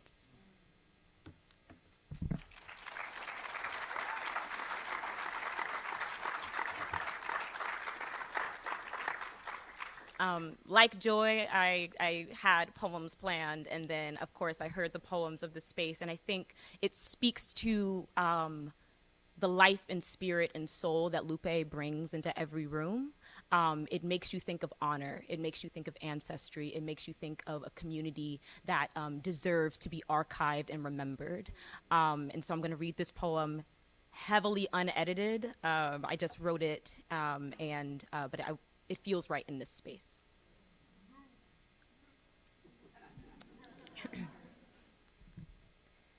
You look just like your daddy. Look here, look it. Larry done spit her out, didn't he? Yeah, that's his, all right. I've had the same face my whole life, and apparently I stole it from my father. I had to grow into my jawline, learn the curve of my lower lip, the squint of my eyes. I'm told I celebrate like my dad. Adopt his cadence, match the rhythm of his insults. I stole his whole gloat, the tip-tap of his toes, the slap above his belt. My dad gave me the blueprint of myself, and I've been tracing ever since. It is a privilege to share a face with someone you love, who had to stare in the mirror, get familiar with the collarbone, shoulders, small ankles, and shins, begin the journey of knowing themselves long before you did, who knew the risk of passing along their body and did it anyway. I've seen 4 generations of faces on my mother's side. My sister, mother, grandmother, the same round nose, same bright eye, could knock a lightning bolt into any man they threw a glance at. My great-grand I've only seen in pictures, but her face was multiplied in all of her children, all lip and soft hand, thick thighs and a smile like summer afternoon, a whole room of women with a cackle like storm clouds. I look nothing like them, but they never fail to know me. No matter how many generations removed, they see the man who loved my mother in the turn of my cheek. See the family ties in real time. Might have to snap their fingers a few, tap the noggin, but the gospel of love, the gossip of love always comes whispering back. Sneaks up in the knocked knees of someone's new baby. Betrays itself in the near sight of Larry's daughter. Tanya got LASIK and thought we forgot them Coke bottle glasses, but there they are, behind her child's lashes. Sometimes a face is a postcard of a past life, where you recognize the highway to the neckline, behind the ear, and blink until it's gone. Sometimes a face is a fossil we wish stayed buried beneath the years that changed us and changed with it. Sometimes a face is a haunting, an overbite that spewed everything but the word of God at you. How do you forgive a living memory? Find peace with the face you tried to love but wouldn't love you back. Some faces are a window into different versions of myself. I see my cousin, red-haired and freckled, same button nose as my father, wearing the world in whatever way it can fit us. I hope her child has grandma's laugh and her quick wit. Someone has to hold it so it never fades away. We see millions of faces fade before they had a chance to see what could come of them. How some little someone pressed their lips, switched a once familiar walk. Some of us reclaim the cheekbones forced into hiding behind a closed mouth smile. Some of us snatch back the gap, wear it because it is theirs. Sometimes it feels good to hold what no one else can take from you. To relish in what is yours without asking for permission, without begging to be beautiful, just to be in every angle of the light that hits you. To watch your face change with or without your say-so, the daily weathering of age or otherwise, offering new versions of yourself you can care for, to cater to caress in that one spot only you pay attention to. I've had to say the same prayer 1,000 different ways just to feel at home in myself. To one day feel confident enough to be me. It is a daily endeavor. Most days are better than others. And then I see my mother, taking the same selfie in different stadiums across the country, who demands to be remembered in every city she steps in, who takes a poker chip, a souvenir spoon, and a picture to archive her existence. Generations before her, but never quite like hers, this persisted ease, to make my father fall to his knees, my father, whose silver-studded symphony awakes him every morning, and he lines it to the rhythm of his liking, learning new ways to stay familiar to himself. They teach me the practice of loving a face like mine.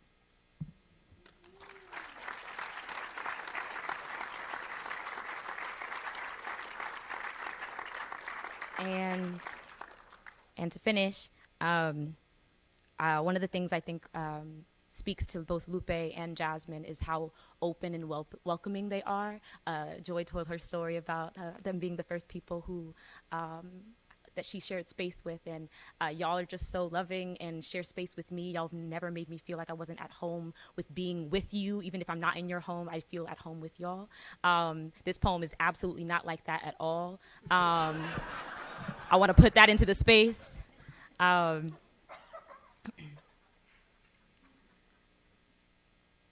don't like just anybody in my house. I'm not too generous with my invitations. I keep my space like I keep my business to myself. Kept tidy by my own hands. Nobody's gonna keep your house the way you like it. Don't know how this got there, who took what and when. Now I'm left rearranging the furniture of my own mind. See, a man has a way of making me forget myself, so now I keep my house untouched. And some may think my house a metaphor for my body, and it is. How its safety is always under attack. Like I don't have a right to it. How I'm still telling guests what not to put their hands on, and others may see my house a metaphor for my heart, and it is. Our blood is pumped directly to the brain. When vessels are damaged, it can lead to disease, stroke, short and long-term memory loss. What I mean is, when the heart is mishandled, you can quite literally lose your mind, my mom says. No one will care for your things more than you. Said sometimes all that's between you and a broken heart are your own ribs. Start protecting your peace. Keep your right mind right side up. I almost gave my love to the wrong men, and they almost took it with both hands. Saw themselves as the key to me, thought they could enter without asking. There was a time when my heart, body, and mind were prime real estate for the most regular of men. One regular. One told me I asked for too much. Had me second guessing the size of my needs, made me misplace my own backbone. I had to move the bathroom just to fit all his audacity. Another told me I did not do enough. Had me searching my room for my accolades, as though I had to prove my work was worthy of his praise. A man, once, mid-sentence of a speech I gave him about the hurt he gave me, fell asleep in my bed in his outside clothes. How cozy he felt in my home, and making a home out of me. How quickly a man will take up space and think it a fair exchange. Fill your bookcase with unsolicited opinions, stuff your cabinets with doubt. Now I'm recounting the light bulbs in my ceiling fan. I swear there were 3, but the room's a bit dimmer than it used to be. I almost gave my love to the wrong men, and they almost took it with both hands. Wouldn't know where to put it if they did. I'm still remembering where I left myself, but trust me, I'm all here, still, in this house.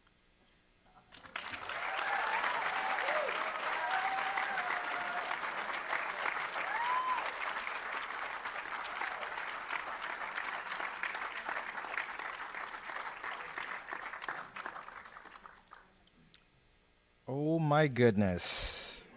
What a ride. Let's give a hand to every person who was shared tonight.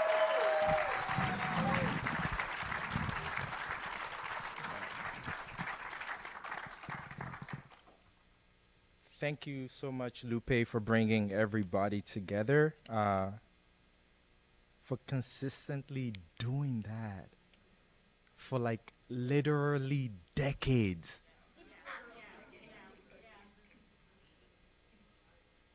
Wow. Wow. We were talking recently about like how long I've known Lupe, like about a decade now, you know.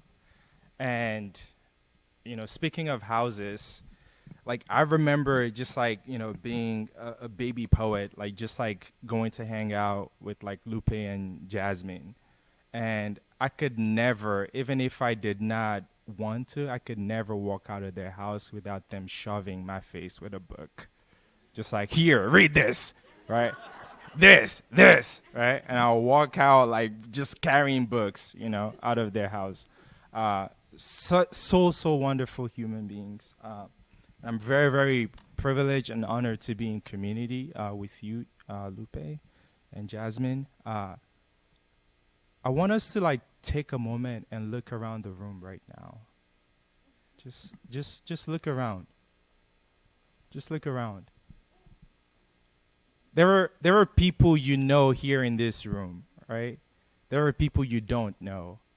But like everyone is here because of Lupe Mendez. Right.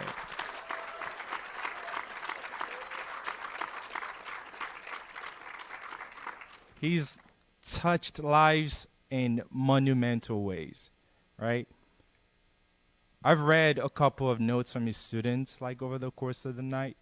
There are some of his students who have kids now. Like think about that, right? And what a human being. Wow. Let's just sit in that for a moment. Let's just sit in that. All right.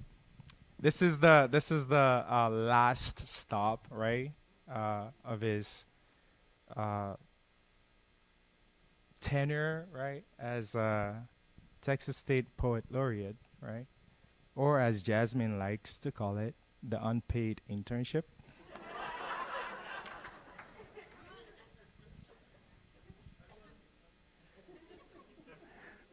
We are so ready for you to take us home, Lupe Mendez. He is originally from Galveston, Texas. He is a writer, educator, activist. He is the author of Why I Am Like Tequila, which won the 2019 John A. Robertson Award for Best First Book of Poetry from the Texas Institute of Letters. He is the founder of Tintero Projects, which works with emerging Latinx writers and other writers of color within the Texas Gulf Coast region, with Houston as its hub. Lupe earned his Master's of Fine Arts from the University of Texas at El Paso, and his work can be seen in print and online formats. When Lupe is not advocating for literary freedoms and combating policies that would ban ethnic studies courses and books written by marginalized communities, he serves as the current board president of Houston's defunct magazine, board secretary of Four Way Books, the associate editor of Acento Reviews, and I have the honor and privilege of working with him as a teacher, where he is a creative writing instructor at the Kinder High School for the Performing and Visual Arts. Please welcome your Texas State Poet Laureate, Lupe Mendez, everybody. Lupe Mendez, everybody.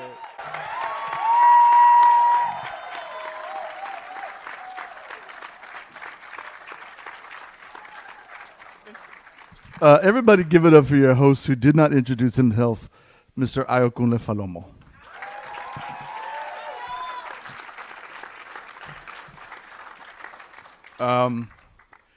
Yeti, I'm sorry, we're going to go a little over.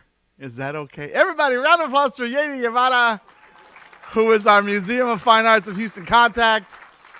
Everybody still awake? I hope you're still awake. You're getting sleepy. I swear I'm going to try to make this quick. Good stuff. Bienvenidos. Buenas tardes. My name is Lupe Mendez. I'm just Jasmine's husband. That's all you need to know. The rest is trash. I've been a writer in the city of Houston. I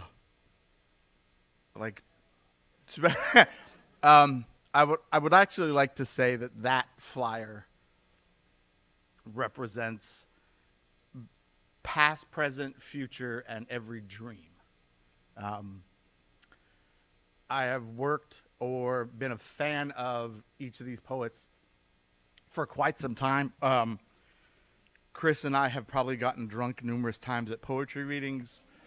Chris knows more about me and can probably blackmail me if I ever become U.S. Poet Laureate. And Isis and I have matching paper cuts on our tongues and have learned to we used to many years ago, 25 years ago, we started as young aspiring writers in Nuestra Palabra Latino writers having their say. We were a group of 7 misfits, all a bunch of quirky, nerdy Latino kids who were all trying to figure out, can we do this thing or is it a hobby?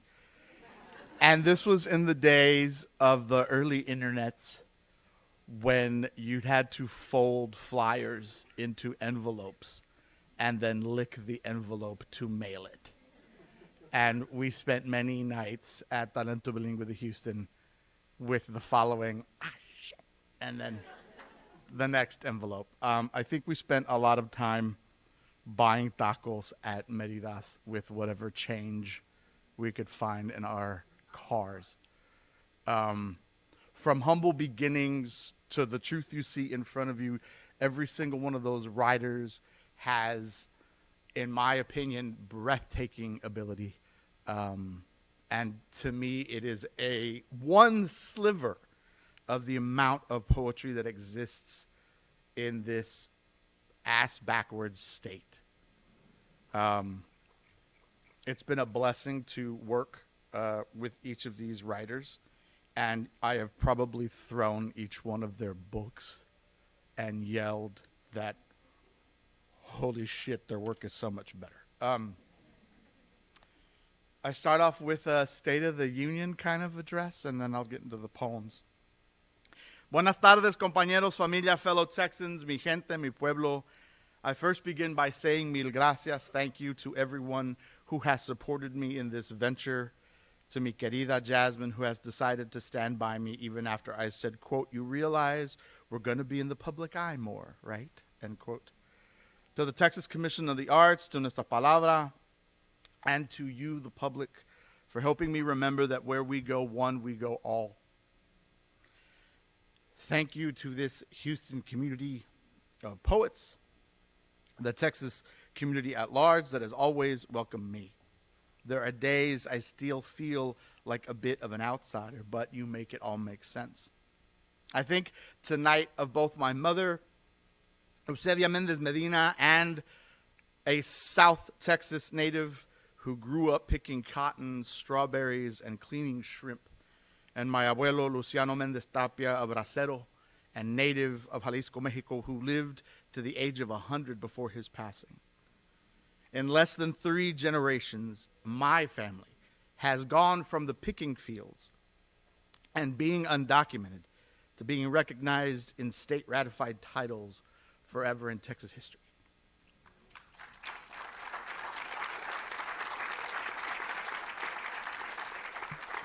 I believe that the best I can do to speak on this position is to provide you with a small breakdown of what I've been able to accomplish while I served as Texas Poet Laureate, though there were a few hiccups along the way. Also, I'm going to call out some people. Georgetown, Texas, their libraries suck. I tried to organize a reading or a workshop in Georgetown, and nobody picked up the phone. And Laredo doesn't even have email.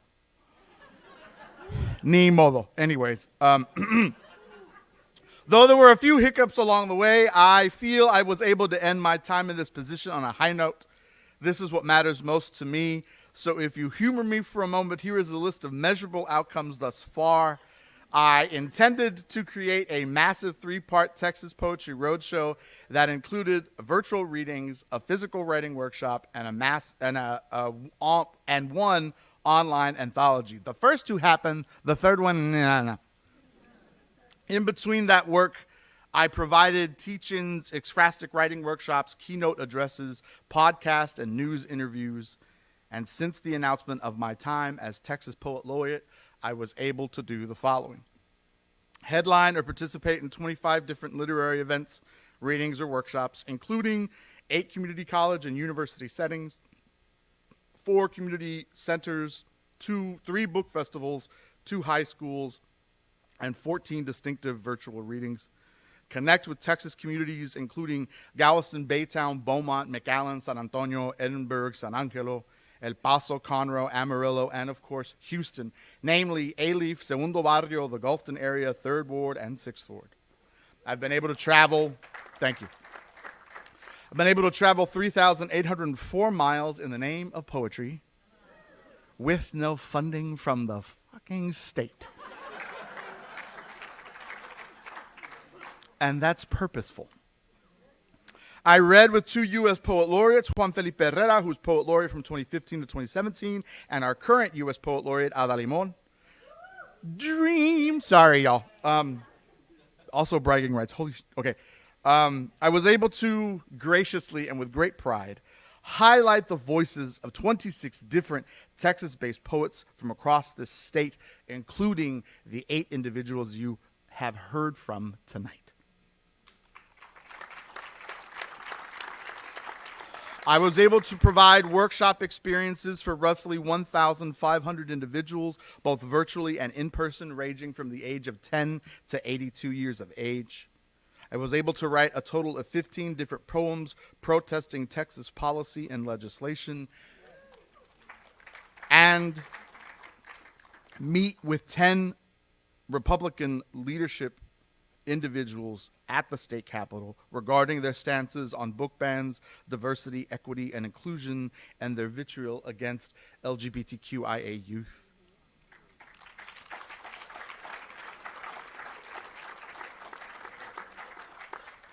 I cannot put into words what an honor and a privilege this time has been, but I can say I had damn fun making it happen. I can only hope I was able to leave a mark in this work. Only time will tell. I do know that I was able to venture into our state and introduce some people to the world of poetry, and some places didn't know anything about it, while at the same time reminding others that what poetry can do in their lives. There is an unnamed feeling the moment a person realizes they have access to storytelling. It is license, it is liberation, it is bewilderment, it is all things, it is breath. My workshops were based in asking the question, who or what is silenced? Who is allowed to speak? And the Texans who attended my workshops responded with such care and thoughtfulness. I am grateful for the stories they shared and the time we spent together. I am richer for it. I can only hope I was able to return the gesture. Tonight, I mark this event as my farewell to my tenure as Texas Poet Laureate. Truth be told, I am ready to move forward. Where I need to move in both my craft and my life's work requires me to leave this quote-unquote office. I go back into the field. Once a libro traficante, always a libro traficante. There are classrooms and libraries, students and teachers who are dealing with book bans, and we must work together to ensure that those bruises heal. If you need me, know I am still around. I am always still here, planning and dreaming, writing and running around with Jasmine and Lucha. Me llamas, tú ya sabes. Aquí estoy, a la orden. Politics. Also, new shit. Also, for those of you that, when you hear me yell that out, Those of us of an older generation, when you go to poetry readings and you say that you have, I'm going to read this new poem, everybody in the crowd normally yells out, "New shit." And this is a new poem. Politics. Para Sonia Argentina Guzmán, Diana Velázquez Alvarado, Julissa Molina Rivera, Jose Jonathan Cáceres, and Daniel Enrique Lazo Guzmán. Presente. After my mother died, my father tells me to look at the roses she planted. They bloom in abundance. Mira esa chulada de rosas, mijito, he says. I want to take some, plant them in my home. So he goes, and he prunes down 12 of them, cuts away the leaves, the actual flower, gives me the puro stems, wraps them in damp newspaper. Me dice que los replante. I think of my home. Remember hearing the radio, how one man kills a family of 5 in their home. But the governor says illegal aliens. He cannot say anything more about them. Not the 8-year-old boy who has a name, not his mother. Not the 18-year-old boy, not the 2 children who survive. They are all nameless here. I know we will never grow past Cleveland, Texas. We haven't grown past Los Gatos Creek in California. We are still stuck in the dirt, buried with a name, illegal, alien, deportee. The governor is a rinche who salivates when people wither. He signs laws, makes it easy for us to be hunted with guns. We are culled, and as he enjoys his supper, he always offers flowers at all the memorial services, but he never plants a goddamn one. Que cobarde. I call my father. What should I do, jefe? He asks. ¿Y las plantas? ¿Ya las plantaste? Las rosas? So I do what I am taught, what I have always known. We are flowerless. We are stems when we immigrate.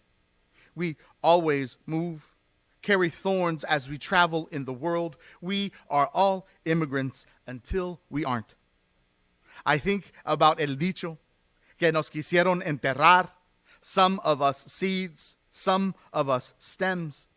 Watch us as we grow, all bare, humble, not a flashy petal around us, but with enough light, with suficiente agua, florecemos.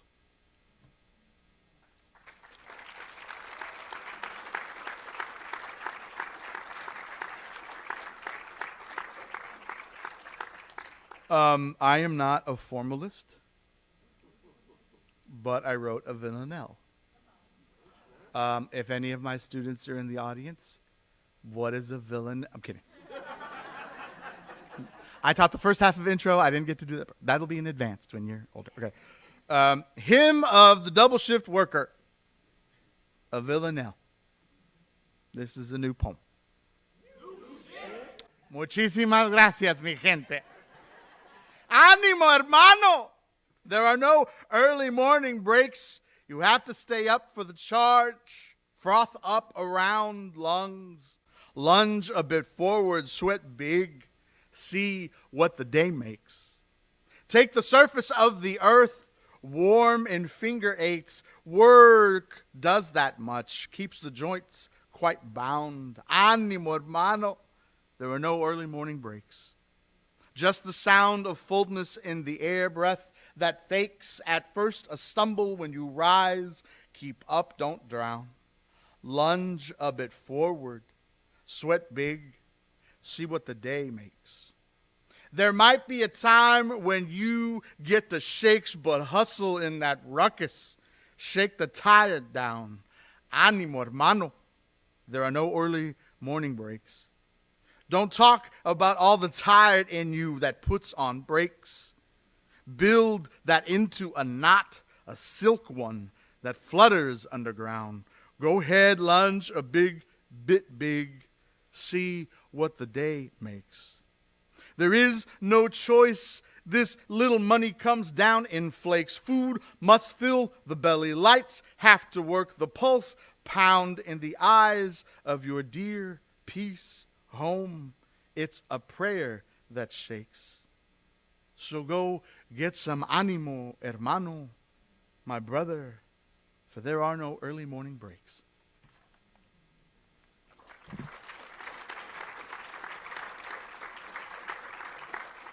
Yeah. Governor Abbott doesn't care about you. A poem. For those of you that are my students and you're hearing me cuss a lot, this is a surprise. I'm very vulgar. Sorry, this is the MFAH and I'm ruining this and I'm loving it.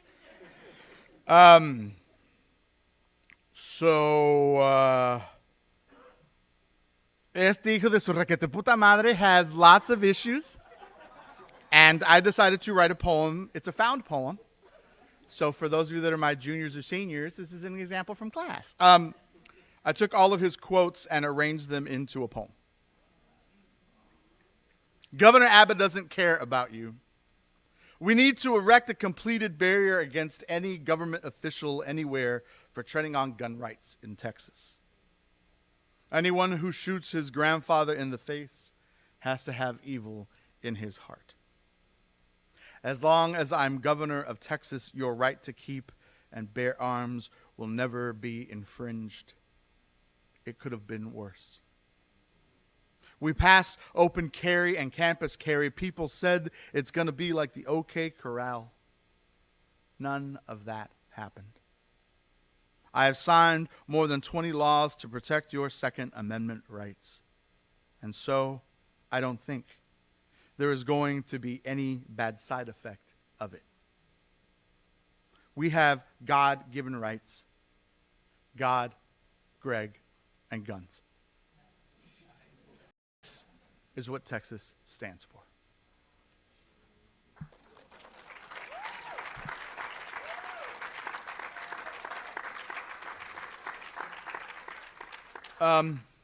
As I close out with this last poem,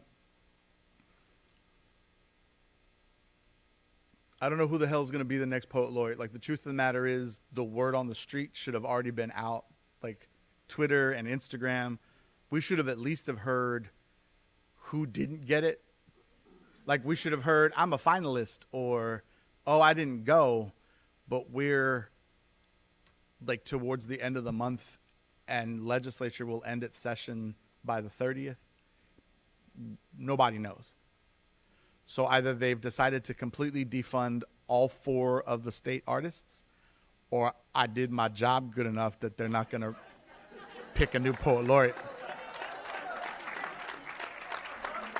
And in which case, for all technical purposes, that makes me the permanent sex poet laureate. Yo no sé. Yo nomás estoy diciendo. Puro chisme, sabrá. All that to say, the very next thing that I'm going to do as soon as I'm done with this position is threefold. One, we're working on trying to create a writing retreat semi-thing for writers of color that are based in Texas. 2, we're working on trying to figure out how to make a lit crawl happen here in the city. That's not a secret. And 3, I'm going straight back to work in creating teach-ins because I've already received questions and requests from school districts trying to figure out how to teach the books that they know are real, and the law says they can't. And the state laws have been written so hastily, las idiotas allá have left fat, huge loopholes that I've already kind of figured out how to teach around.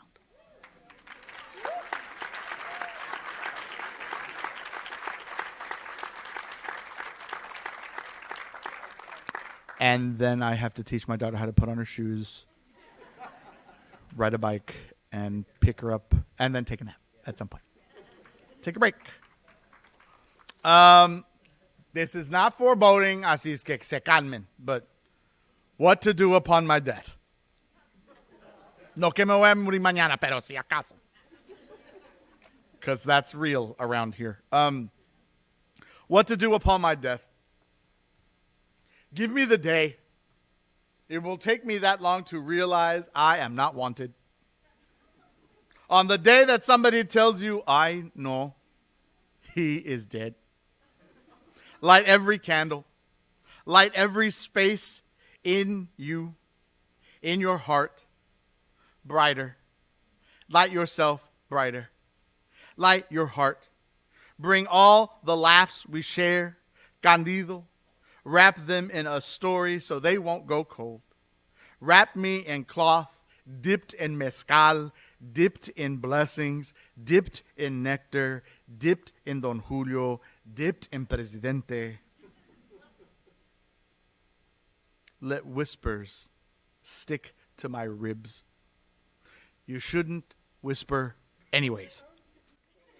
I have nothing to hide. Say something nice. Say something nice. Say something nice. Somebody remember to thank my jefe. The one consejo. Si no me lloraste en vida, menos en mi muerte. If you didn't cry for me while I was alive, don't cry for me when I'm dead. Mourn me. Mourn me. Mourn me. Mourn me, a protest vigil. My birthday falls on election day half the time. Maybe take a break. Go get people to vote. Maybe take people to get registered and then take them to vote. Carajo.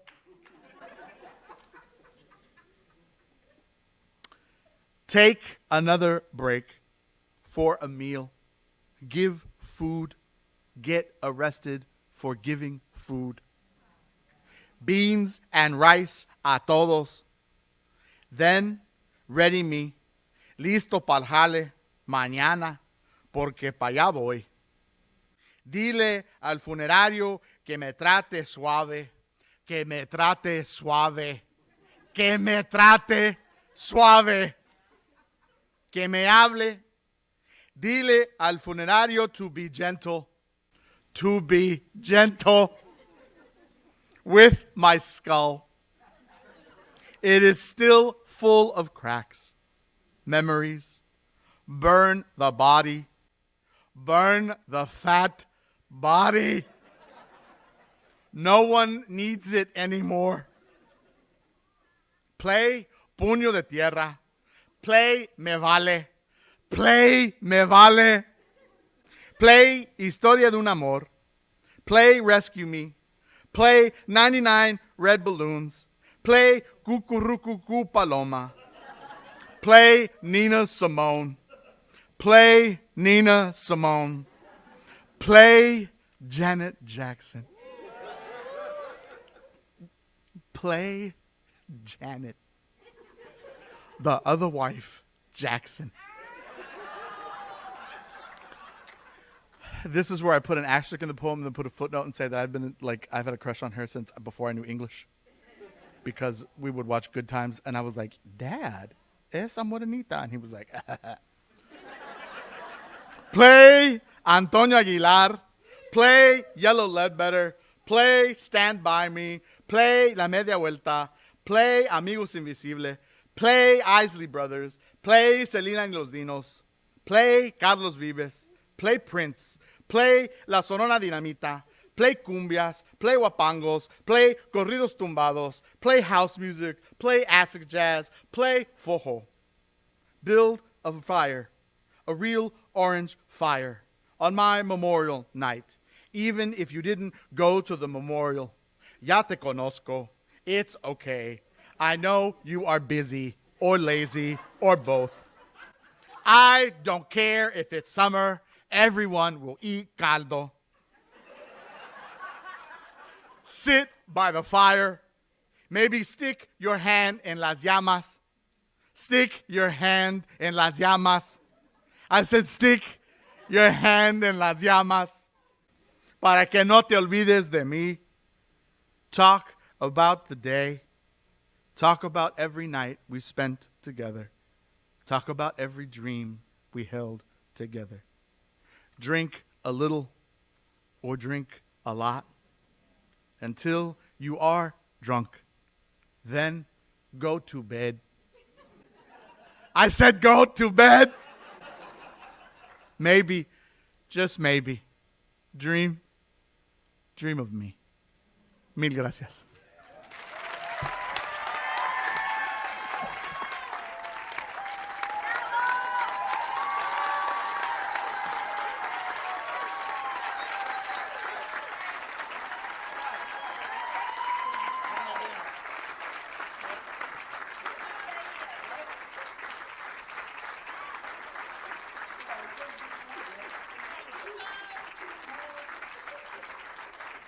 It's not much, but we also got him a gift basket, and all the poets tonight signed a little card. So, congrats.